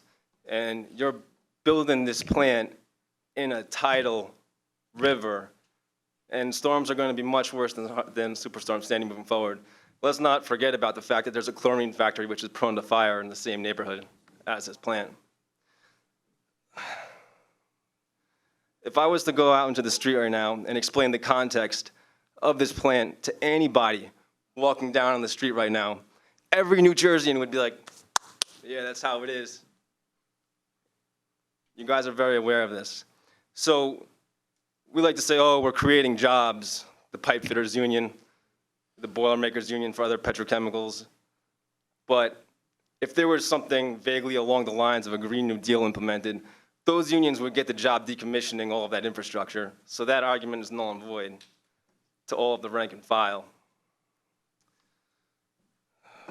This is a loss of opportunity.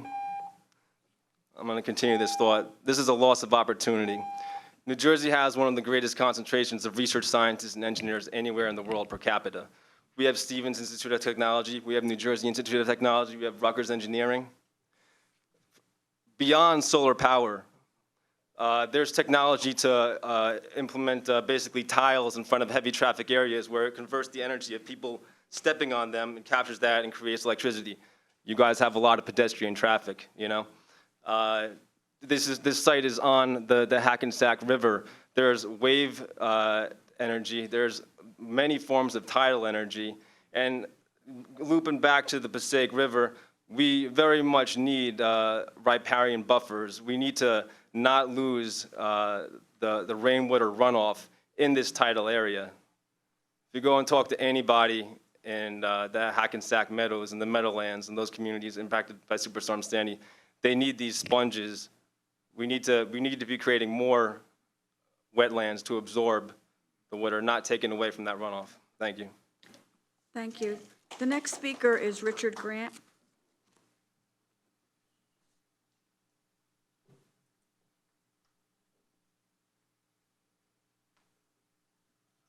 Members of the board, I'm from Hackensack. I'm a volunteer with the National Climate Organization 350, and I manage a Facebook group called Climate Action and Clean Energy Update. I got here by taking a two-legged train trip, and I've been a regular rider on the 163 bus, the Pascack Valley Line, and the Hudson-Bergen Light Rail. New Jersey Transit has an incredibly difficult job, but I believe it could, again, achieve the level of excellence that earned it a System Innovation Awards from the American Public Transportation Authority in 1997 and the year 2000. What I came here to say tonight is the New Jersey Transit Grid project of a microgrid powered by a gas-fired power plant in the Meadowlands needs to be rethought from the ground up. Natural gas is yesterday's solution for today's problem of needing to rapidly reduce emissions to keep global warming in check. And for NJ Transit, the optics of going forward with that plan are appalling. 1 week ago, what Governor Murphy said about the proposed North Bergen Liberty Generating Station was, at the end of the day, I'm opposed to it. I just can't find a justification for building a power plant in the Meadowlands and increasing emissions. There's no way to tell the public exactly that and yet continue with its fraternal twin. His own state agency planning to power certain electric trains and the signal system when the main grid is down with a gas-fired power plant, because that second plant would similarly emit greenhouse gases, similarly emit other pollutants that hurt the environment and the health of the state residents, similarly be sited in a low-lying area prone to flooding, and similarly promise a relatively small number of permanent jobs. The only difference is the energy would be generated and consumed in the same state. Can a state...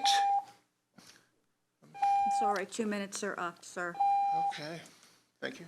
If you have a statement that you want to give us, we could certainly enter it into the record. If you have a copy of it, we'll be happy to take it. All right. The next speaker is Ken Dolsky. Thank you very much. Good evening. Since I only have 2 minutes, I want to ask you a couple of questions about the microgrid. And the first is, to what extent did you analyze solar power as a source of energy for the microgrid? I read the DEIS, which states that solar was not practical or reasonable, that it doesn't meet the need to handle rapidly fluctuating loads, didn't meet your needs for reliability and cost, and it was not retained for analysis. Did you just totally ignore solar? Did you do a thorough analysis? Can you tell me what you did or didn't do, and how could I get more information about it if you did something? We won't enter into a dialogue with you from the dais on this conversation, but we have staff that when you're finished, you see them, they will certainly give you that information, sir. Okay. And my second question is, have you done a business case that includes all your costs, revenues, and profits, especially the revenue and probably profit from your plan to sell power back to the grid 24/7, because this plant is going to run 24/7 when its only purpose is to really power the trains during those very, very, very, very few periods when commercial power is not available. And have you done a financial analysis that we could see on that? Again, the staff will answer your questions on that after. Okay, all right. I have 30 seconds, and I'm just going to quickly say that your arguments in the DEIS as to why you should be able to emit 0.6 million metric tons per year of greenhouse gas is rather illogical and ridiculous, because your argument is it's only a tiny amount and therefore it won't harm anybody. By this logic, no individual or company around the world should bother to concern themselves about making any effort to reduce greenhouse gases, because each one only contributes a tiny portion of the world's greenhouse gases. Clearly, this is an absurd argument and will lead to total global disaster. Thank you. Thank you. The next speaker is Paula Rogovin.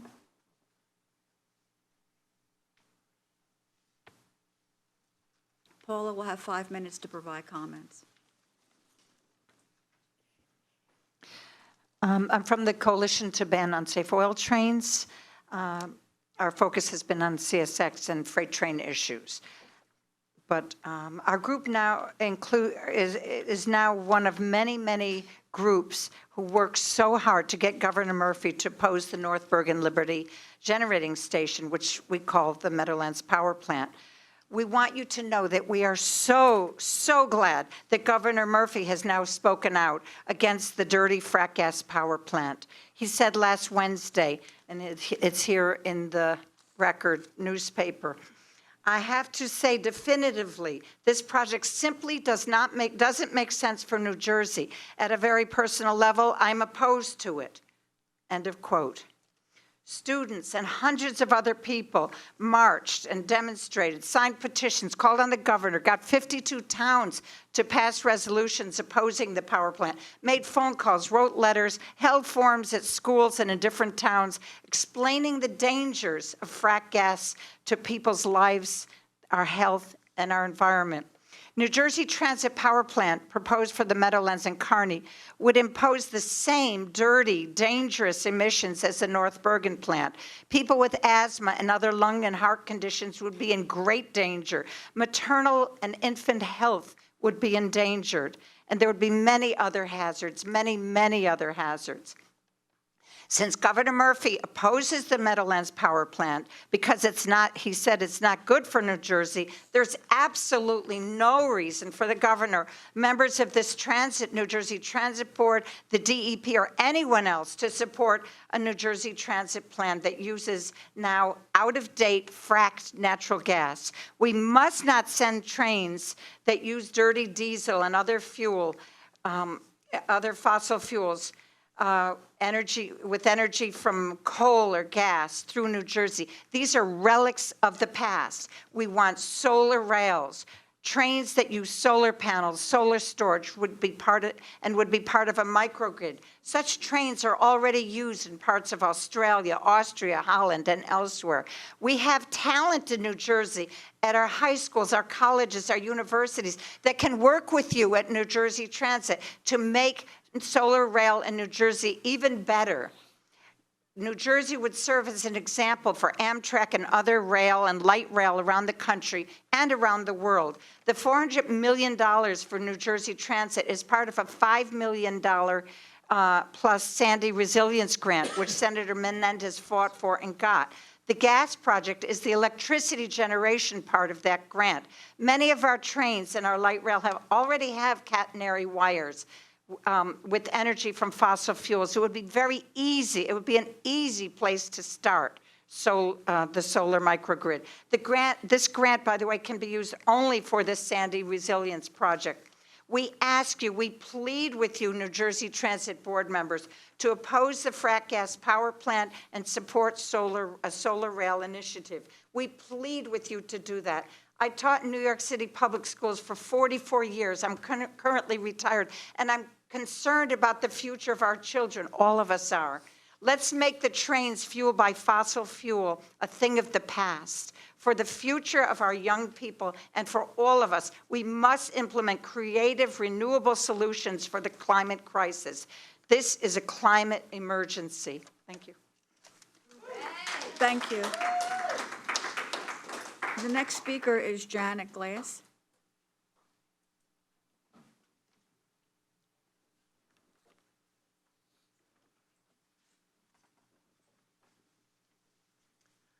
Hi. Thank you for letting us speak. My name is Janet Glass, and I'm here representing 9 congregations in Bergen and Hudson counties, representing 6 different religions for an organization called Green Faith.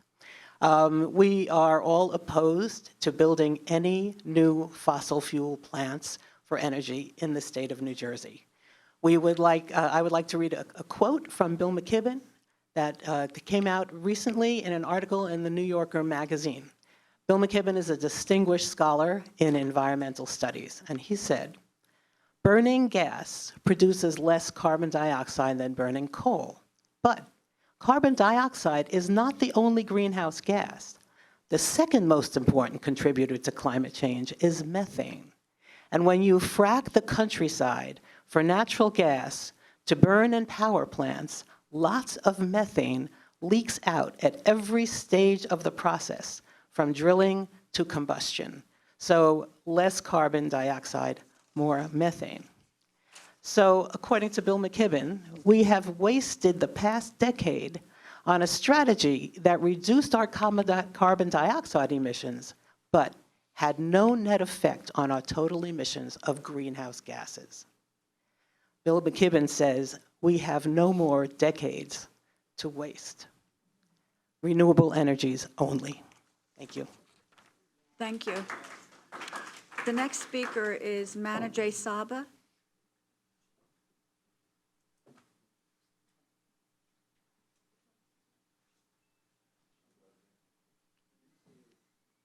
Okay, the next speaker is Cassandra Worthington.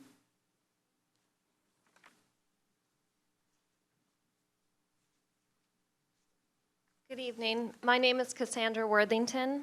I'm here as an organizer with Food and Water Action. We have 6,700 members and supporters in the state of New Jersey. We're happy to be a part of two very important coalitions, Don't Gas the Meadowlands and Empower New Jersey. We're here today to talk about your proposed New Jersey Transit Power Plant, Transit Grid. It would produce 140 megawatts of power from fracked gas in the Kearney Meadowlands. This project would be built using $409 million from the Superstorm Sandy Disaster Fund. The irony is not lost on anyone.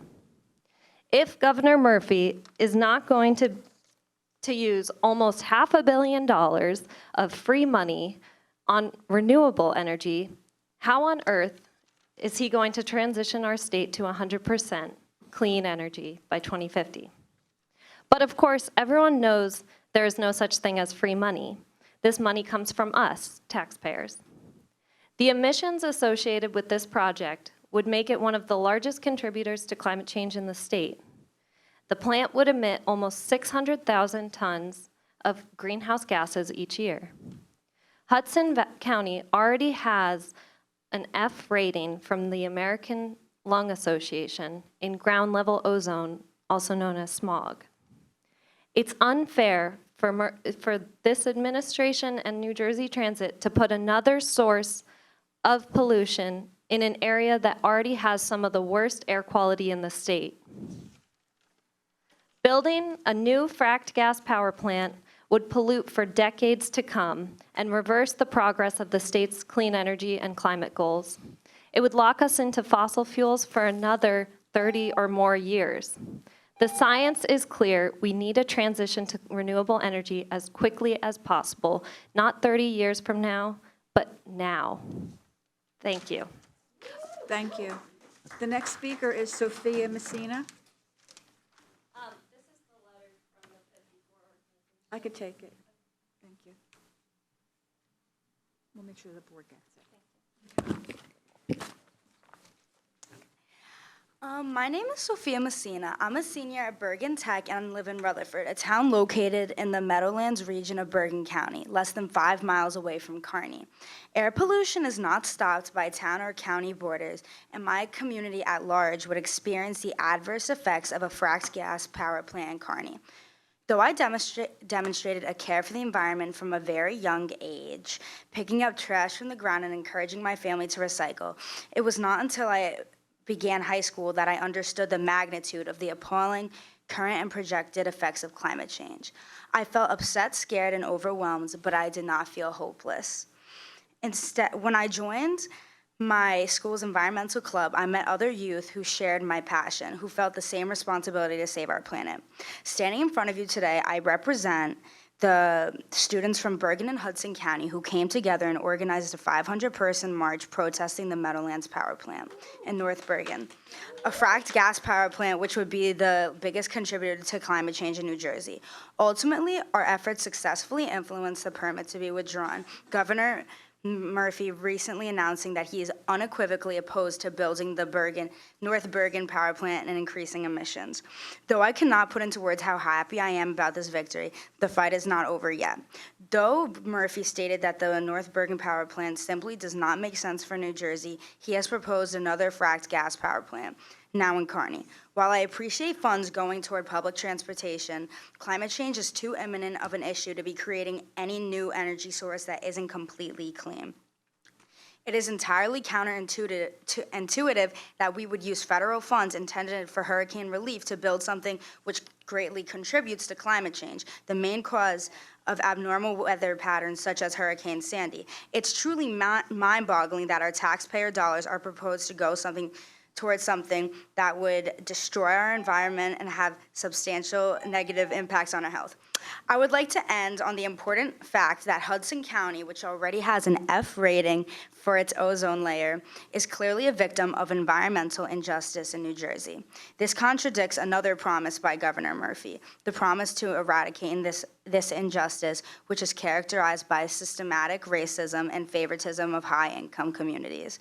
There's a reason why these power plants are consistently proposed to be built in Hudson County instead of Bergen County, and it's not just about price of land. It's about the differences in the demographics and incomes of these communities. Thank you. Thank you. The next speaker is Sid Madison.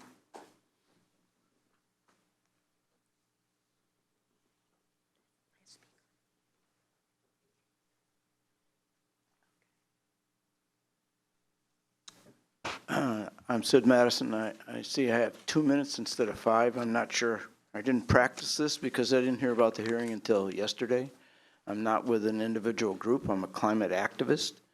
I'd like to tell you why I think there should not be, with the climate crisis, there should not be any more fossil fuel infrastructure built at all. You can't have what climate scientists call business as usual, which building more fossil fuel infrastructure is, and stop climate change. In 2009, they said we can't get to 1.5, we won't set the goal at 1.5. It took them till 2015 to set the goal at 1.5, and then they finally decided to study it and tell us the difference. And basically what happens is all increases over 1.5, all increases are increasingly detrimental. And basically he said we have about 12 years to cut 50% of greenhouse gases. You can't do both. You can't cut and add greenhouse gases with more fossil fuel infrastructure. So that's a reason, period, let alone all the detail that you've heard here before. If you go to Rethink Energy in New Jersey, they say there's no problem having renewable energy. Rethink Energy New Jersey. These people are saying something about, you know, they know why. Rethink New Jersey says you're not going to have any problem using renewable energy. That should be a way of doing it. We can't have more fossil fuel infrastructure. If the rest of the world does what you're doing, we're destroying the world for the rest of the people. You just can't do that. Period. Thank you. Thank you. There are no further speakers. Thanks, Joyce. We're going to take a 3-minute break here to just stretch and use the restrooms, and we will be right back. So moved. So moved.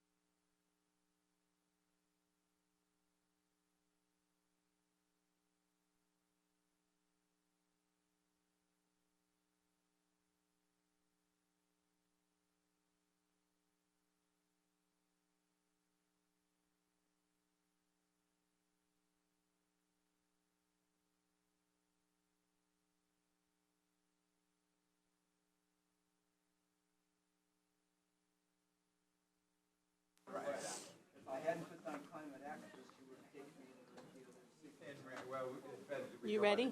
Ready. Okay.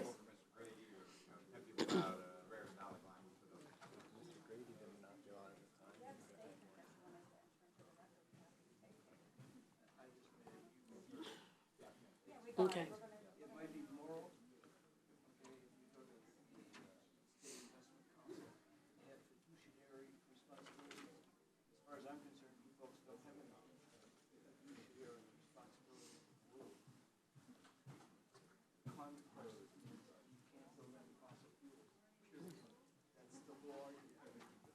Okay, thank you.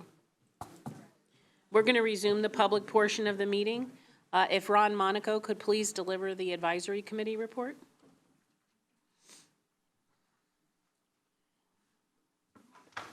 Thank you. Good evening. Ron Monaco, Vice Chair of the North Transit Advisory Committee, and I'm filling in for Suzanne Mack, our Chair, who is not able to be with us this evening. The Advisory Committee met on September 26th and heard from Matt McHale, our new federal and state legislative liaison, and we were very pleased with his appointment and believe communication with our legislatures is vitally important for New Jersey Transit's future. It was focused on in years past, and we're glad to see that it's being brought to the forefront again. We also heard from Jack Trabuccino on the intricate choreography that goes on at Penn Station with the Amtrak track works. We watched, it was probably one of the best video games I've seen in a while, all those computer simulations of trains coming and going in Penn Station. And finally, Alan Mayman gave us an insight on the advanced work being done for American Dream with the myriad bus connections in that facility. So I think it's great that to see our relationship improving with Amtrak, as shown with the increase, and also with the increase in focus on capital projects, most notably the Elizabeth Station renovation, which we're happy to see, along with other station renovations that are planned. Also, the downward trend in cancellations is encouraging.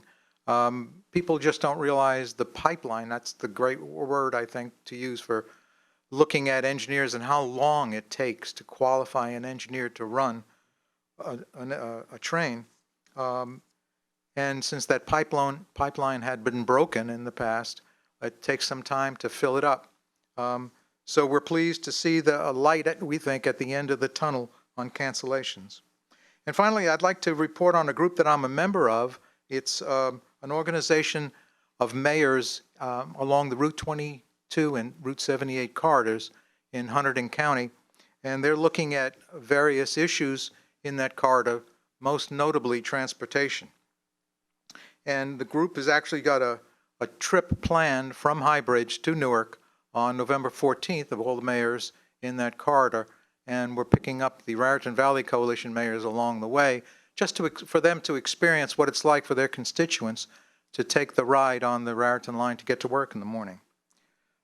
We have complete support for the Gateway Tunnel, and we fully realize that you have to have the tunnels, the new tunnels, in order to do the one-seat ride that the Raritan Valley folks are so eager to get. But we think at the same time there might be some things that can be done to make that ride less arduous. It's a tough ride from Hunterdon County all the way to Newark and New York when you make every stop. And in years past, the trains skip-stopped. Any train from Hunterdon County would begin to go express and only stop at stations like Cranford and Westfield in the east to make it a little bit more palatable. That's something we would really think might be able to be done with a modest increase in service before we have the ability to run one-seat rides into Manhattan. So that's what we've spoken about. And then finally, we talked about affordable housing. All of these municipalities along this corridor are doing the affordable housing mandate. And we think there's a great future, but we need this kind of palatable ride on the Raritan line to entice people. We have 1,800 housing units being put in just Branchburg alone for affordable housing. We have 600 units being put in White House. 72 of which are nearly complete and are within walking distance of the White House train station. And we have similar developments going in High Bridge, the area around High Bridge, Lebanon, and Annandale in Clinton Township. So we're asking to consider that modest increase in service to entice more riders onto the line. We think it'll be a win-win for the towns as well as for New Jersey Transit. And we look forward to our next meeting, which is a joint meeting with the South Committee along with Mr. Corbett in December. Thank you.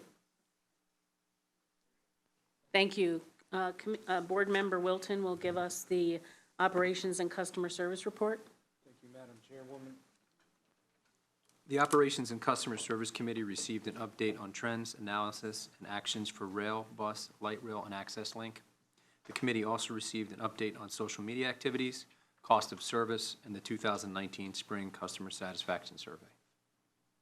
Thank you. Board Member Ajmani will present the Administration Committee report. The Administration Committee received a financial update. This included an update on ridership and revenue, cost of service key performance indicators, major balance sheet items, and attrition and hires. Thank you.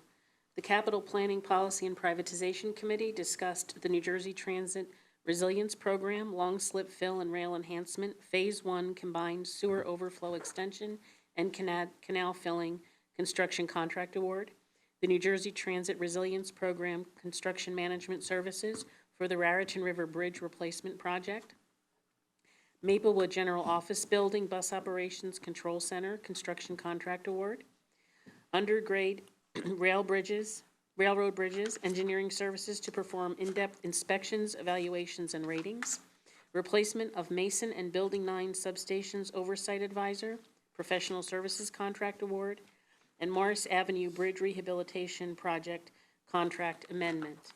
At this time, I would ask Kevin Corbett to go ahead and present the action items. Thank you, Chair. I'd now like to introduce Eric DeLeo, Senior Vice President of Capital Projects, to present Board Item 1910-61.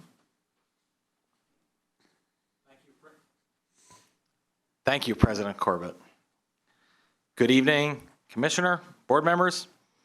Tonight, we're pleased to present item 1910-61 for the long slip fill and rail enhancement project, the first of our competitive resilience projects funded by the Federal Transit Administration to go into construction. Long Slip Canal is a 2,000-foot former barge canal adjacent to the Hoboken Yard and Terminal. It was constructed in the 19th century, and what was critical to the movement of goods before the advent of tunnels and major port development sits in our yard unused today. We know that when Hoboken Terminal and Yard was inundated with storm surge following Superstorm Sandy, causing hundreds of millions of dollars in direct damages to infrastructure and equipment, that this former barge, long abandoned, served as the conduit for water, which further exacerbated the storm surge. When the 19th century builders constructed this canal, they did it with wood timber cribbing. And it's a modern marvel that this canal has withstood the time and elements, but time is no longer on our side. The aging bulkhead and retaining wall between Hoboken Yard and Long Slip Canal has experienced multiple failures over the years, the first in 2009, followed by 2 collapses in 2017, for which NJ Transit has had to mobilize interim emergency repairs. That picture on the left shows the collapse that occurred in March of 2017 within feet of adjacent track, causing the closure of an active rail track, stranding 4 coaches, and resulting in the loss of gas and power to our Wheel-True facility in Hoboken. And we pursued interim repairs. But in October of 2017, on the right, we experienced a second partial collapse, 25 feet from adjacent track. We know the risks of inaction, and today staff is proposing to the board a solution. This slide represents a plan that depicts the location of Longslip Canal in relation to the heart of our Hoboken terminal and yard, and the green represents our future vision and goals for this project. And the project seeks to enhance the resilience of our commuter rail service to and from Hoboken terminal by providing service longer in advance of and resuming service immediately following storm events, providing additional station and platform access during system-wide disruptions, and hardening our terminal infrastructure against storm surge, as the Longslip Canal will be eliminated as a conduit for the inundation of the yard and terminal. And today, we are asking the board to authorize the first phase of this project. This phase 1 is a critical first step to delivering the overall project goals by providing literally the foundation upon which the new station will be built.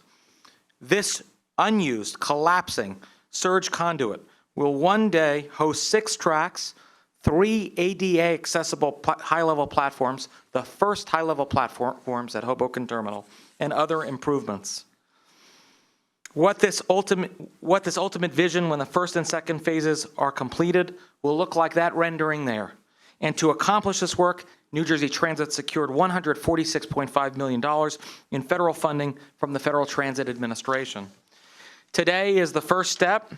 The authorization before the board, which we are calling Phase 1 of 2, includes the extension of the existing Jersey City Municipal Utilities Authority combined sewer outfall by 1,800 feet east and the placement of clean fill material into the Longslip Canal to an elevation well above the mean sea level.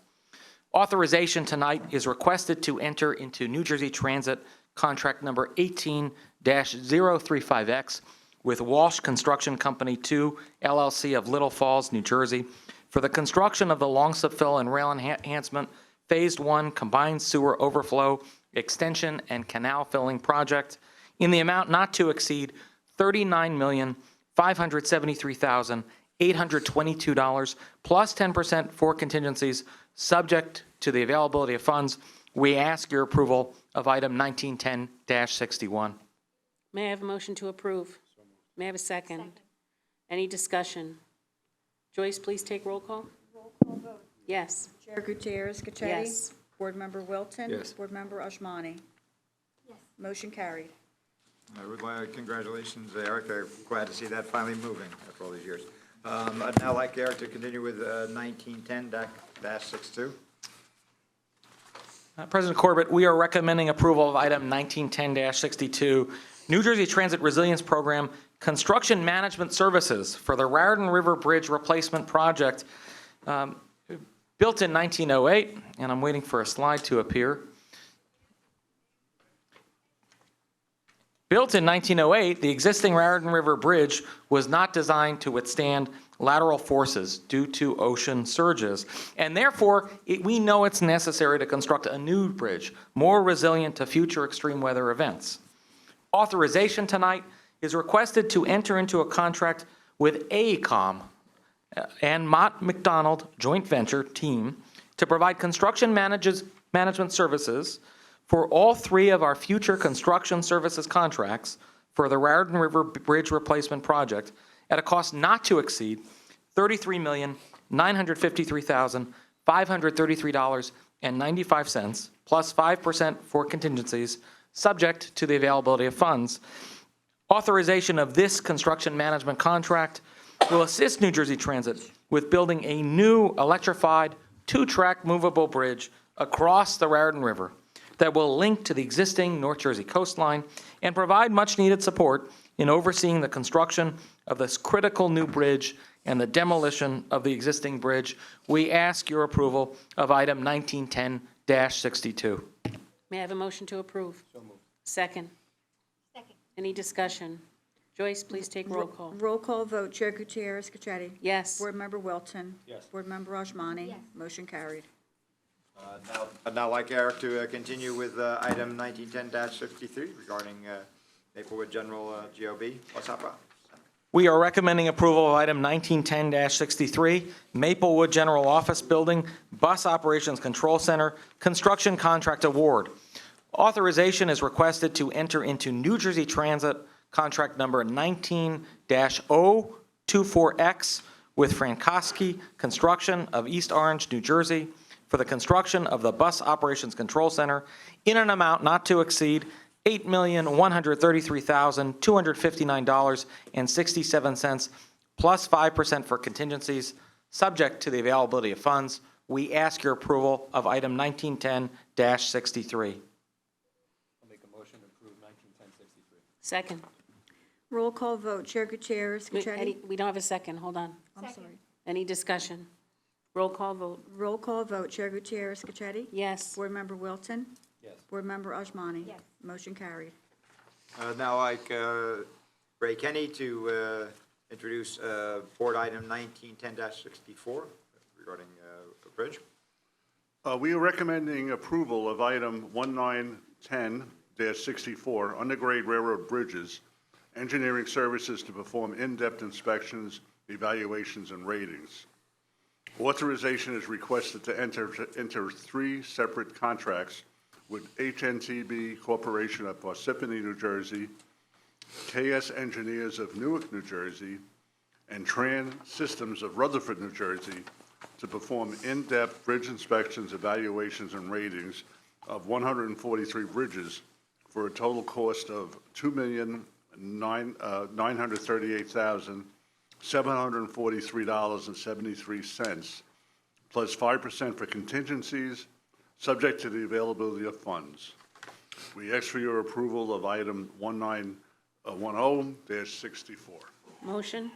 So moved. Second? Second. Any discussion? Joyce, please take roll. Roll call vote. Chair Gutierrez, Cacchetti? Yes. Board Member Wilton? Yes. Board Member Ajmani? Motion carried. Thank you, Ray. Now I'd like Eric to come back to present item 1910-65 regarding Mason Substation.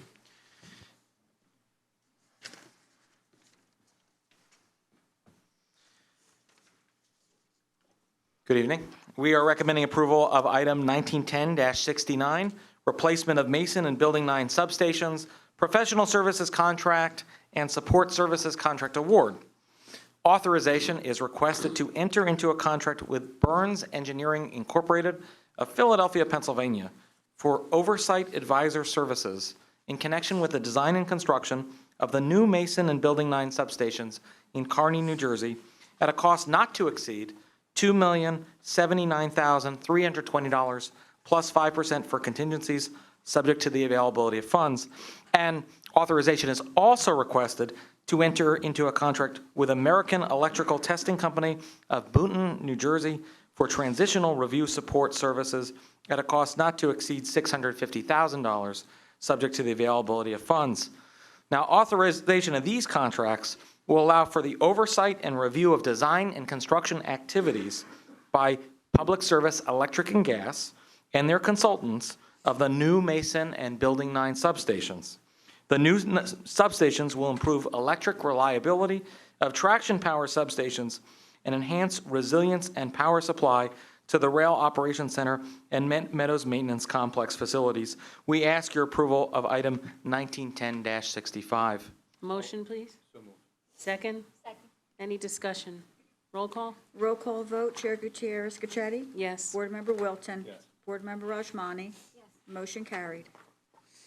And the last one for Eric is 1910-66 regarding Wayside Bridge. Yes, President Corbett, we're recommending approval of item 1910-66, Morris Avenue Bridge Rehabilitation Project Amendment to New Jersey Transit Contract Number 15-009X.